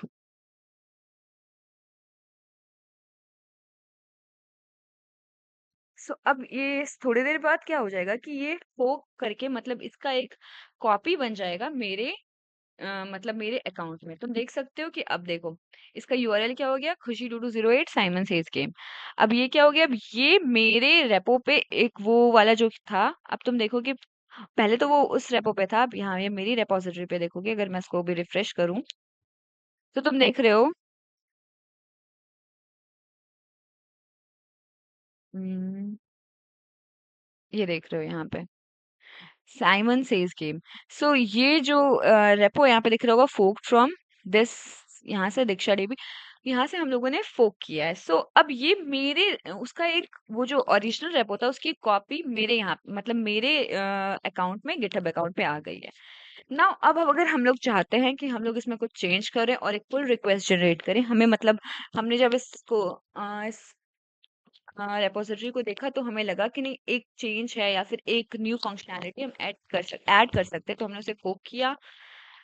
अब नाउ हम लोग क्या करेंगे, इसे क्लोन करेंगे। सो मैं चाहती हूँ कि मैं गिटहब सेशन वाले फोल्डर में ही मैं इसको क्लोन करूँ। सो उसके क्लोन करने के लिए अगेन हम लोग यूज करेंगे git clone and the URL.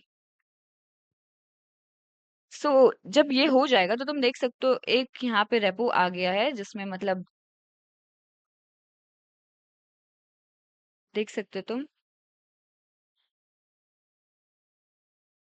ये हमारे पास ये फ़ोल्डर आ चुका है साइमन पेज। ना वो सेम फ़ोल्डर है जो कि हमें वहाँ पे मिला था, जिसको हम लोगों ने अभी फ़ोक किया था। अब मैं चाहती हूँ इसमें कुछ चेंज करूँ। अब मैं चेंज क्या कर सकती हूँ कि उम,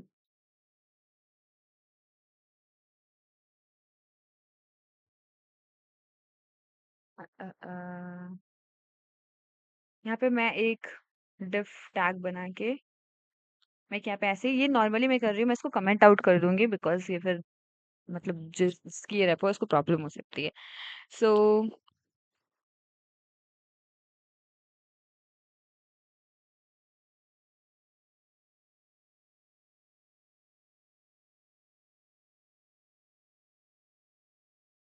this repo is used for explaining the fork and pull request terminologies.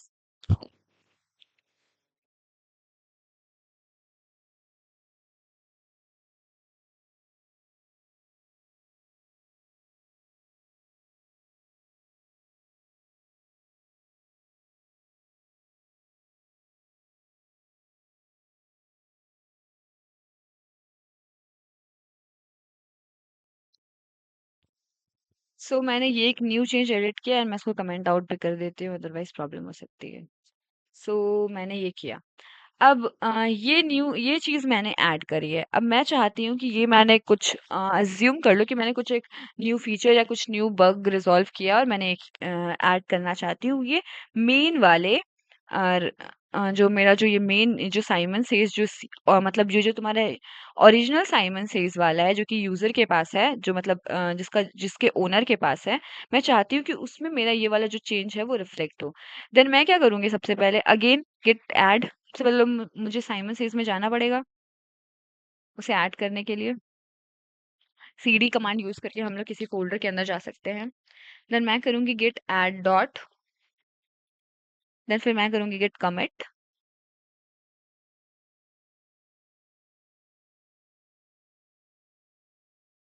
कि मैंने एक कमेंट ही ऐड किया है।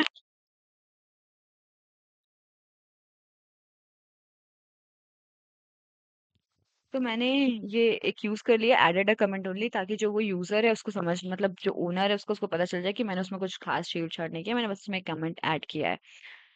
एंड देन फिर मैं इसको पुश कर दूंगी, गिट पुश। सबसे पहले अगर अगर अभी मैं पुश करूंगी ना तो प्रॉब्लम क्या आएगी कि मैं मेन टू मेन पुश करूंगी। अगर मैं git push origin main use करती तो मैं मेन टू मेन पुश करूंगी ना। अब ये सारे चेंजेस तो मैंने उसमें कर दिए हैं, ये सारे चेंजेस तो मैंने उस ब्रांच में कर दिए, मेन ब्रांच में कर दिए। मुझे एक न्यू ब्रांच बनाना चाहिए था। सो मैं क्या करती हूँ, एक न्यू ब्रांच बनाती हूँ एंड फिर सारे चेंजेस मैं वापस से न्यू ब्रांच में कर दूंगी एंड देन कमिट कर दूंगी। सो ब्रांच बना के देन उस पर स्विच करने के लिए हम लोग यूज करते थे कमांड गिट स्विच खुशी। नाउ हम क्या करेंगे, नाउ वापस से हम लोग गिट ऐड करेंगे। इनिशियली जो हम लोगों ने किया था, ये मैंने मेन ब्रांच से किया था, मैं चाहती हूँ खुशी ब्रांच से ऐड करने के लिए। और मैं ये यूज भी करूंगी, सेम चीज।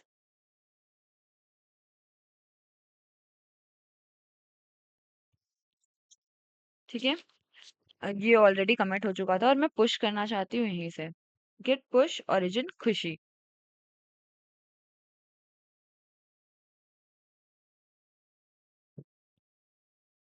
सो अब ये जो हुआ, ये खुशी से पुश हुआ, मतलब खुशी ब्रांच से मैंने पुश किया है। नाउ अब हम लोग यहाँ पे जब आएंगे इस ओरिजिनल वाले के पास, ये देखो यहाँ पे तुम्हें दिख रहा होगा कि मेरे पास कुछ यहाँ पे खुशी हैड recent pushes 6 सेकेंड अगो, मतलब कुछ टाइम पहले मैंने ये पुश किया था। अब वो फोक करके मैंने चेंज कर दिया। अब अगर मैं यहाँ पे compare and pull request generate करती हूँ, सो उससे क्या हो जाएगा कि मैं यहाँ पर, अब ये वाले मैंने तो अपने में जो चेंजेस किए अपने मतलब क्या कहता है, टेक्स्ट एडिटर में जा करके जो भी उस रेपो में मुझे चेंजेस करने थे, जो भी नई चीज ऐड करनी थी, मैंने कर दिया। बट अब मैं चाहती हूँ कि ये जो चेंजेस मैंने किया वो मेन वाले ब्रांच में जाके रिफ्लेक्ट हो।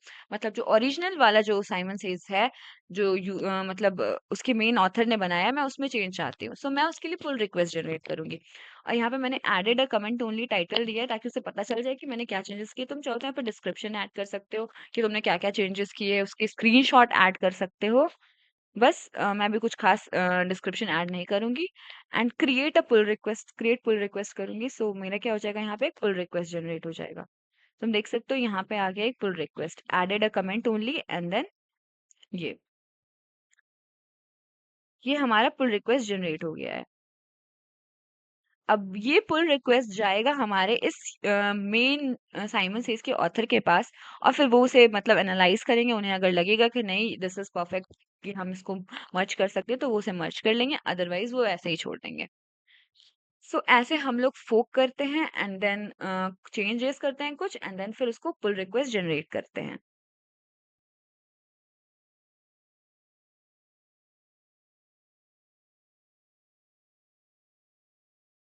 Now what is pull? अभी तक तो हमें पता था कि पुश क्या होता है, और जैसे हम लोग अभी पढ़ रहे थे पुश क्या होता है। पुश करने के लिए हम लोग क्या करते थे, हमारे लोकल ब्रांच से रिमोट ब्रांच पर अगर हमें कुछ अपने चेंजेस को पुश करना होता था, तो हम लोग पुश यूज करते थे।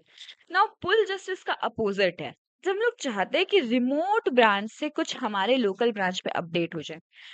यूजुअली ऑर्गेनाइजेशन में क्या होता है कि मल्टीपल लोग काम कर रहे होते हैं, तो एक ही चीज पर मल्टीपल लोग काम कर सकते हैं। तो हम लोग यूजुअली पुश करने से पहले क्या करते हैं, पुल करते हैं, ताकि हाँ हम लोग कॉन्फ्लिक्ट कम अराइज हो, मतलब एरर से, कॉन्फ्लिक्ट अराइज होने से हम लोग बचे।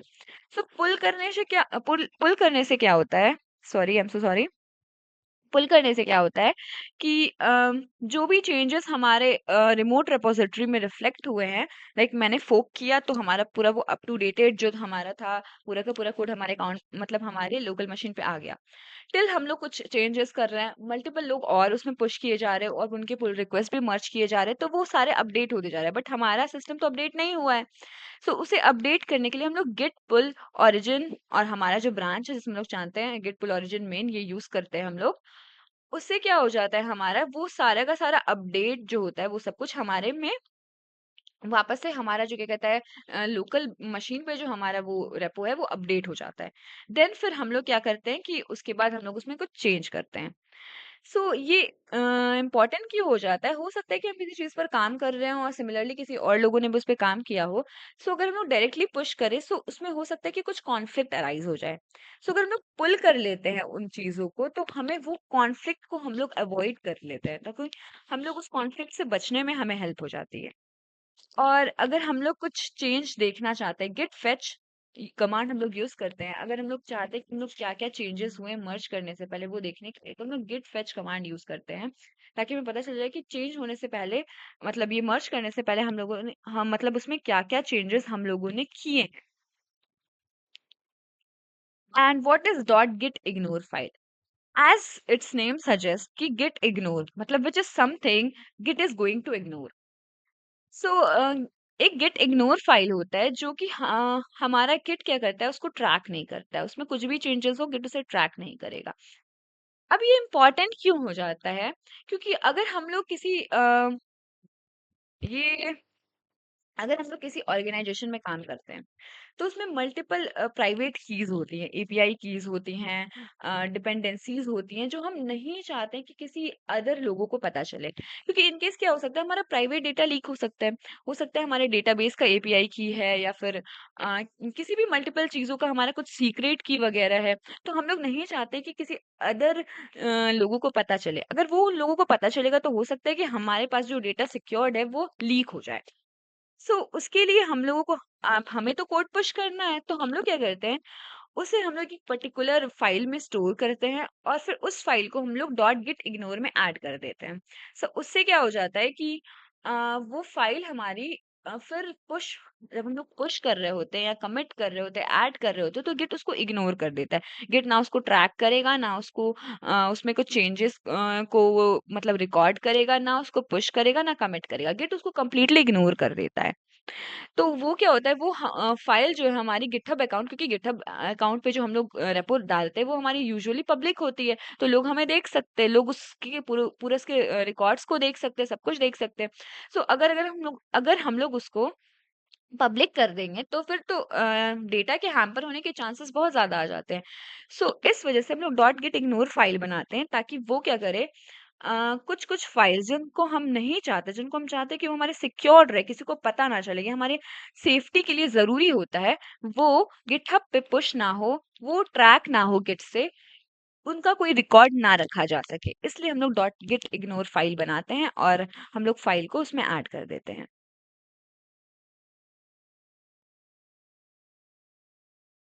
Now let's make a dot git ignore file, and उसमें हम एक कोई टेम्पररी सी छोटी सी फाइल बना के ऐड करके चेक करते हैं कि क्या गिट उसको ट्रैक करता है या नहीं करता है।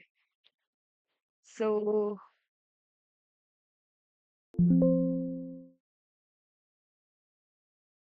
Open this git underscore GitHub. यहाँ से सबसे पहले हम लोग इस डायरेक्टरी से बाहर आना चाहते हैं, तो उसके लिए हम लोग cd dot dot command use करते हैं। देन अब अभी हम लोग गिटहब सेशन में हैं, एंड मैं चाहती हूँ कि मैं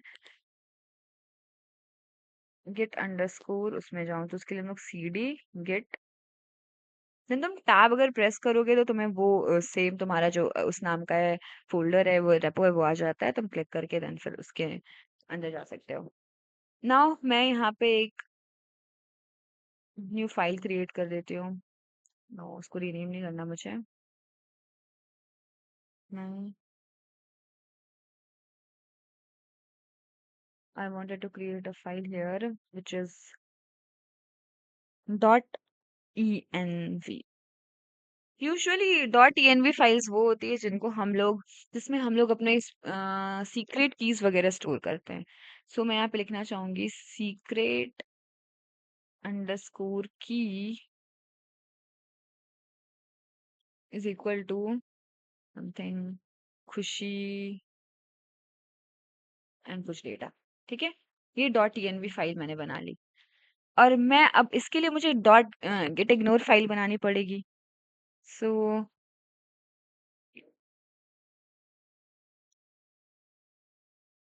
dot git ignore,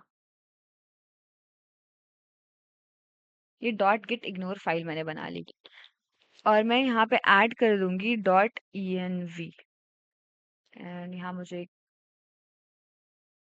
control S. अब यहाँ पर ये गेट इग्नोर फाइल बनाने के बाद यहाँ पे मैंने डॉट env डाल दिया है। इससे क्या हो जाएगा कि अब जो हमारा गिट है ना, तुम इनिशियली अगर तुमने नोटिस किया होगा कि जब मैंने डॉट गिट इग्नोर फाइल नहीं बनाया था, यहाँ पे तुम्हें यू शो हो रहा था, यू विच मीन्स अनट्रैक्ड, मतलब गिट उसको ट्रैक करने की कोशिश कर रहा था। बट एज सून एज मैंने गिट इग्नोर फाइल बना के मैंने उसमें डॉट env डाला, ये मैंने डाल दिया। अब गिट उस यहाँ पे तुम्हें कोई भी यूज शो नहीं हो रहा। ये तो तुम्हारा ऑलरेडी, इसको मैंने कमिट कर दिया और पुश भी कर दिया है। यहाँ पे कोई यूज मतलब शो नहीं होगा, क्योंकि ये ट्रैप्ड है ऑलरेडी। बट यहाँ पे शो हो रहा है। बट जैसे मैंने डॉट env डाला, इसका मतलब कि गिट अब इसको ट्रैक करना बंद कर दिया। यहाँ पे तुम्हें यू नहीं शो हो रहा, देखो। अगर मैं इसमें कुछ चेंज कर दूं अभी, स्पेस ही ऐड कर दूं, और मैं यहाँ पे कुछ भी डाल दूं, लाइक कमेंट में डाल देती हूँ हेलो, अंडरस्कोर एस। सो तुम नोटिस करो यहाँ पे तुम्हें कुछ चेंजेस शो हो रहे हैं। गिट अब देखो मॉडिफाइड, यू कैन, यहाँ पे तुम्हें दिख रहा होगा मॉडिफाइड। सो गिट इसको चेंज कर रहा है, इसको अगर मैं चेंज कर रही हूँ तो गिट इसको ट्रैक कर रहा है, सॉरी गिट इसको ट्रैक कर रहा है। बट और गिट इसको भी ट्रैक कर रहा है, मतलब अनट्रैक्ड, मतलब गिट ने, अभी मैंने इसको ऐड नहीं किया है, सो मतलब गिट इसको कंसीडर तो कर रहा है, बट इसको गिट कंसीडर ही नहीं कर रहा है।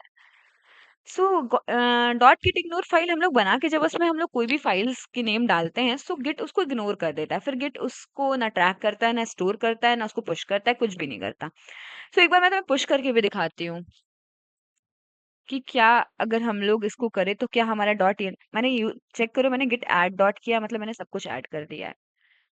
सो अगर अब मैं ट्राई करूंगी, गिट इग्नोर मैं बस लिख रही हूँ यहाँ पे,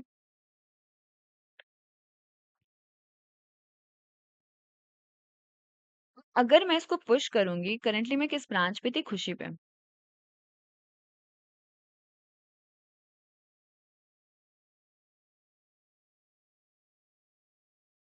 हम्म। तो जब मैंने इसको पुश कर दिया, तो अब हम लोग चेक करते हैं कि क्या हमारा ये डॉट env फाइल भी पुश हुआ है, क्योंकि मैंने गेट ऐड डॉट यूज किया, तो मैंने सारे चेंजेस को स्टेजिंग एरिया में पुश किया है। सो अगर गिट मतलब अगर मुझसे गिट इग्नोर अगर नहीं सही से वर्क करेगा, तो ये वाली जो फाइल है मेरी, वो भी मेरी पुश हो जानी चाहिए, डॉट env फाइल भी मेरी पुश हो जानी चाहिए टेक्निकली। चलती हूँ मैं अपने रेपो पे, गिट गिटहब। तुम यहाँ पे देख रहे होगे कि, एक सेकेंड, ये कंपेयर एंड पुल रिक्वेस्ट इसलिए आया क्योंकि मैंने न्यू ब्रांच के साथ किया था। Compare and pull request generate हो जाएगा, और मैं इसको फिर मर्ज भी कर सकती हूँ।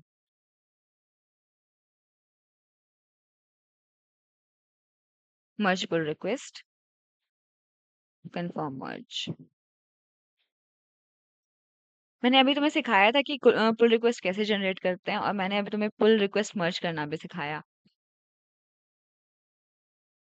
क्योंकि मैंने डिफरेंट ब्रांच से डाला था, इस मतलब कोड पुश किया था, इस वजह से मुझे यहाँ पे मर्ज पुल रिक्वेस्ट दिखाई दे रहा था। तुम यहाँ पे देख सकते हो कि यहाँ पे तुम्हें डॉट env फाइल नहीं दिख रही है, तुम्हें यहाँ पे सब कुछ दिख रहा है, git dot C, first dot C, but तुम्हें डॉट env फाइल यहाँ पे नहीं दिख रही है। सो गिट इग्नोर यही करता है कि तुम्हारी डॉट, वो सारी फाइल जिसको तुम नहीं चाहते हो कि गिट ट्रैक करे, उनको ट्रैक होने से रोकता है, उनको बिल्कुल भी ट्रैक नहीं करता, ना ही उनको रिकॉर्ड करता है।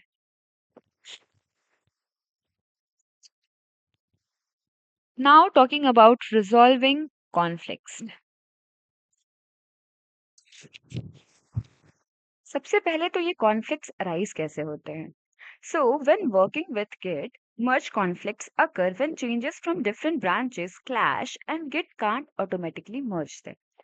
सो जब तुम किसी मतलब ऑर्गेनाइजेशन के लिए काम कर सकते हो, तो फिर तुम किसी सेम प्रोजेक्ट पे मल्टीपल लोग के साथ वर्क कर रहे हो, और सेम ही मतलब फाइल में तुमने किसी ब्रांच से और तुम्हारे फ्रेंड ने किसी ब्रांच से सेम ही फाइल में सेम लाइन ऑफ कोड में अलग अलग चेंजेस कर दिए। मतलब मान लो तुमने कुछ और कोड लिखा और उसने कुछ और कोड लिखा सेम फाइल में, एंड देन तुम चाहते हो सेम ही लाइन में कुछ और कोड लिखा, एंड तुम दोनों ने क्या किया, उसको मेन के साथ मर्ज कर दिया अपने ब्रांच को।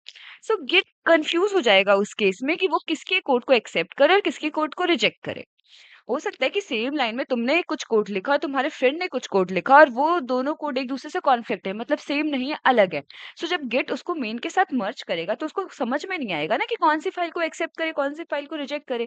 देन इस केस में जैसे ही तुम मर्ज करोगे अपनी फाइल, वहां पे गेट तुम्हें नोटिफाई कर देगा कि यहाँ पे कॉन्फ्लिक्ट अराइज हो चुकी है, और वो क्या करेगा, like to identify that conflict, वो तुम्हें मतलब नोटिफाई कर देगा उस फोल्डर के ऊपर एक रेड साइन लगा के, रेड एंड एक्सक्लेमेशन साइन लगा करके, वो तुम्हें मतलब नोटिफाई करेगा कि जो तुम्हारी कॉन्फ्लिक्ट अराइज हुई है वो इस वाले फाइल में हुई है, इस वाले कोड में हुई है। एंड वो तुम्हें जैसे तुम्हें यहाँ पे दिख रहा होगा कि ये इस तरीके से यहाँ head your changes, changes from the branch being merged, ये तुम्हें दिख जाएगा कि हाँ ऐसे कुछ मतलब मर्ज कॉन्फ्लिक्ट मतलब कॉन्फ्लिक्ट अराइज हुई है कि ये वाले चेंजेस तुमने किए हैं और ये वाले चेंजेस किसी और ब्रांच ने किए हैं, पर तुम दोनों मर्ज करना चाहते हो। ठीक है। सबसे पहले हम लोग कैसे इस कॉन्फ्लिक्ट को रिजॉल्व करेंगे, उसके लिए क्या होगा, सबसे पहले तुम्हें आइडेंटिफाई करना होगा कि कौन से कॉन्फ्लिक्ट मतलब कौन सी फाइल में, कौन से कोड में, किस जगह पे तुम्हारे कॉन्फ्लिक्ट हुआ है। इसके लिए तुम्हें कुछ ज्यादा स्ट्रेस लेने की जरूरत नहीं है, गिट तुम्हें ऑटोमेटिकली इन्फॉर्म कर देगा कि हाँ इस फाइल में तुम्हारा कॉन्फ्लिक्ट अराइज हुआ है, इस जगह पे कॉन्फ्लिक्ट अराइज हुआ है, वो तुम्हें प्रॉपर बता देगा। इवन वो कॉन्फ्लिक्ट वाले जो फाइल्स है उसको मार्क भी कर देगा, और गिट स्टेटस पर भी अगर तुम चेक करोगे तो तुम्हें वो मिल जाएगा। सबसे पहले तुम्हें क्या करना है, जब तुम्हें कॉन्फ्लिक्टेड फाइल्स का पता चल जाए तो सबसे पहले तुम उसे ध्यान से देखो अपने कोड एडिटर में। तुम्हें कुछ ऐसा साइन मिलेगा, ये हेड वाला साइन होगा, ये डैश डैश साइन होगा, जिसके ऊपर तुम्हारे चेंजेस और जिसके नीचे वो चेंज जो वो करना चाहता है, जिसमें मतलब जिस कोड में कॉन्फ्लिक्ट अराइज हुआ है, मतलब उसे समझ नहीं आ रहा है कि वो ये वाला कोड रखे या ये वाला कोड रखे। वो तुम्हें इस तरीके से कुछ बता देगा। तुम्हें क्या करना है सबसे पहले, कि उस कॉन्फ्लिक्ट को रिजॉल्व करने के लिए ये सारे जो तुम्हें एक्स्ट्रा, ये सारे जो तुम्हें दिख रहे हैं, ये डैश डैश एंड एरोस, तुम्हें इनको रिमूव करना होगा। उसके बाद तुम्हें देखना है कि ये दो फाइल, ये चेंजेस जो तुम्हारे खुद के चेंजेस थे और ये उसके चेंजेस, देखना है कि तुम्हें किस वाले चेंजेस को रखना है या दोनों चेंजेस को रखना है। तुम्हें इन दोनों को ऐसे मैंने मतलब डाल दिया कि welcome to the hack slash club, और किसी ने डाल दिया welcome to the study jams of hack slash. तुम्हें डिसाइड करना होगा कि तुम्हें ये वाली लाइन रखनी है या वो वाली लाइन रखनी है, कैसे रखना है, जो भी तुम्हें मतलब इसमें क्या सही रहेगा वो डिसाइड करना है। देन फिर तुम्हें ये सारे जो एक्स्ट्रास तुम्हें दिख रहे हैं, एरो एंड डैश, तुम्हें उस सबको रिमूव कर देना है। एंड देन तुम्हारा ये जो तुम्हारा फाइल है ये रेडी हो चुका है, इसमें जो भी कॉन्फ्लिक्ट थे वो खत्म हो चुके हैं। देन तुम्हें उस फाइल को ऐड कर देना है एंड देन अगेन पुश कर देना है। मैं अब तुम्हें कॉन्फ्लिक्ट राइज करके दिखाऊंगी कि कैसे कॉन्फ्लिक्ट राइज होता है, एंड देन फिर उसे मैं रिजॉल्व करके भी तुम्हें दिखाऊंगी। हम लोग अपने वही पुराने फ़ोल्डर में चलते हैं, git_github। यहाँ पे मैंने एक फ़ाइल बनाई थी first.c। इसमें मैंने एक बेसिक सा कोड लिख रखा है, printf welcome to the GitHub video. Now जहाँ तक पता है कि मैंने ब्रांचेस, जब मैं तुम लोगों को एक्सप्लेन करी थी तो मैंने मल्टीपल ब्रांच बनाई थी। हम लोग पहले चेक कर लेते हैं कि कौन-कौन सी ब्रांचेस हैं हमारे पास। अपार्ट फ्रॉम मेन हमारे पास 2 ब्रांच है, खुशी और एक स्टडी।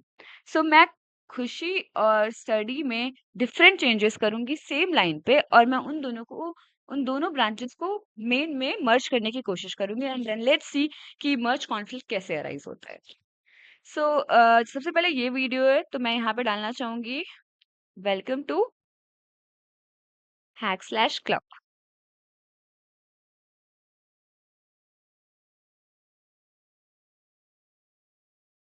ये मैंने सेव कर दिया, देन मैं डाल दूँगी गेट ऐड डॉट।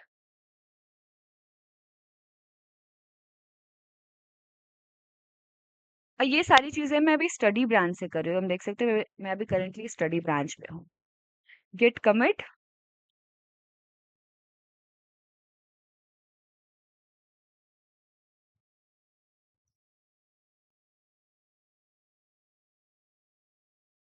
हम्म। नाउ मैं मर्ज कर दूंगी, गिट मर्ज। नहीं, एक मिनट, git merge study already up to date वो मर्ज हो चुका है। नाउ अब मैं क्या करूंगी, दूसरे ब्रांच पर खुशी वाले ब्रांच में मैं चेकआउट करूंगी, एंड देन मैं कोशिश करूंगी खुशी को मर्ज करने की मेल में। Welcome to. नो, सबसे पहले मुझे उस ब्रांच में चेकआउट करना पड़ेगा, गिट चेकआउट खुशी। नाउ अब मैं खुशी ब्रांच पे स्विच हो चुकी हूँ।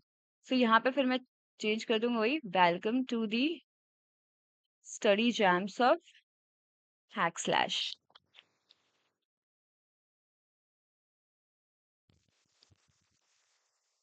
और नाउ मैं इसको कमिट करूंगी, ऐड करके कमिट करूंगी और मर्ज करने की कोशिश करूंगी, git add डॉट।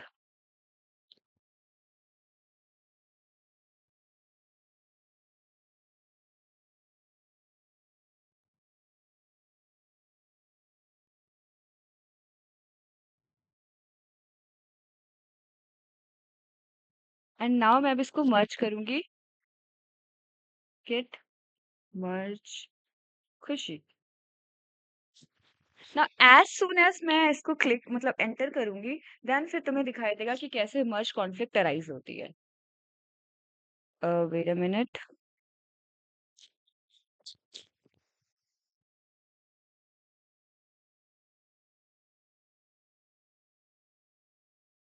या ऐसे होती है। मैंने खुशी मर्ज किया एंड देन फिर मैंने स्टडी भी मर्ज किया। तो तुम्हें दिख रहा होगा कि जब मैंने स्टडी वाली ब्रांच पे जा करके मैंने कोड लिखा था तो मैंने लिखा था welcome to hack slash club. और जब मैं खुशी वाले ब्रांच पे जाके सेम जगह पे कोड लिखा तो मैंने लिखा welcome to the study jams of hack slash. So अब क्या हुआ, गिट यहाँ पे कंफ्यूज है कि उसे कौन सा कोड एक्सेप्ट करना चाहिए मेन में, ये वाला कोड या ये वाला कोड। और इस सिचुएशन में गिट क्या करता है, गिट में कॉन्फ्लिक्ट अराइज हो जाती है। और तुम्हें यहाँ पे यहाँ तुम्हें दिख रहा होगा कि यो रेड एक्सक्लेमेशन के साथ तुम्हें शो भी कर रहा है कि हाँ यहाँ पे कोड अराइज हुआ है, वो तुम्हें ये हेड चेंजेस के साथ बता भी रहा है कि कैसे कॉन्फ्लिक्ट अराइज हुई है। सो यहाँ और तुम्हें यहाँ पे ऑप्शन भी दिया है कि तुम्हें करंट चेंज एक्सेप्ट करना है या आने वाला चेंज एक्सेप्ट करना है या दोनों चेंज एक्सेप्ट करना है या कंपेयर करना है। तो तुम अगर चाहो तो दोनों को भी एक्सेप्ट कर सकते हो, तुम्हें जो भी करना है। तुम अगर चाहो कि मैनुअली तुम एडिट करना चाहते हो तो मैनुअली भी एडिट कर सकते हो। सो मैं चाहती हूँ कि मैं इन दोनों को एडिट करूँ, मैं चाहती हूँ इन दोनों को रखूँ मैं। तो इसके लिए सबसे पहले मैं क्या करूँगी, ये वाली लाइन हटा दूँगी। फिर मैं क्या करूँगी, ये वाली लाइन भी हटा दूँगी एंड ये वाली लाइन भी हटा दूँगी। तो तुम देख रहे हो कि अब ये मेरा यहाँ पे कुछ भी शो नहीं हो रहा है। सो अब मैंने इस तरह से मर्ज कॉन्फ्लिक्ट रिजॉल्व कर लिया है। देन फिर वापस में मैं क्या करूँगी, ऐड कर दूँगी। तुम देख रहे हो वो कॉन्फ्लिक्ट भी अभी खत्म हो चुकी है। और फिर मैं कमिट करके उसे मर्ज कर दूँगी।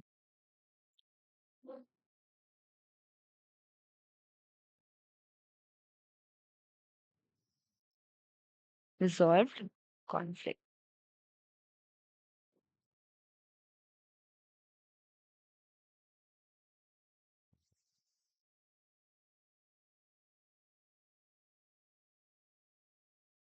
और मैंने इसे पुश भी कर दिया। सॉरी सॉरी सॉरी, मैं अभी खुशी ब्रांच पे थी और मैंने मेन से पुश करने की कोशिश कर रही थी मैं। सो पुश। ऐसा होता है कि अगर तुम ब्रांच किसी दूसरे ब्रांच पे और किसी दूसरे ब्रांच से पुश कर रहे हो देन फिर मेन टू मेन यहाँ पे एरर तुम्हें दिखाई दे देगा। सो नाउ हमने मर्ज कॉन्फ्लिक्ट क्रिएट किया, देन उसको रिजॉल्व किया एंड देन ऐड करके पुश भी कर दिया।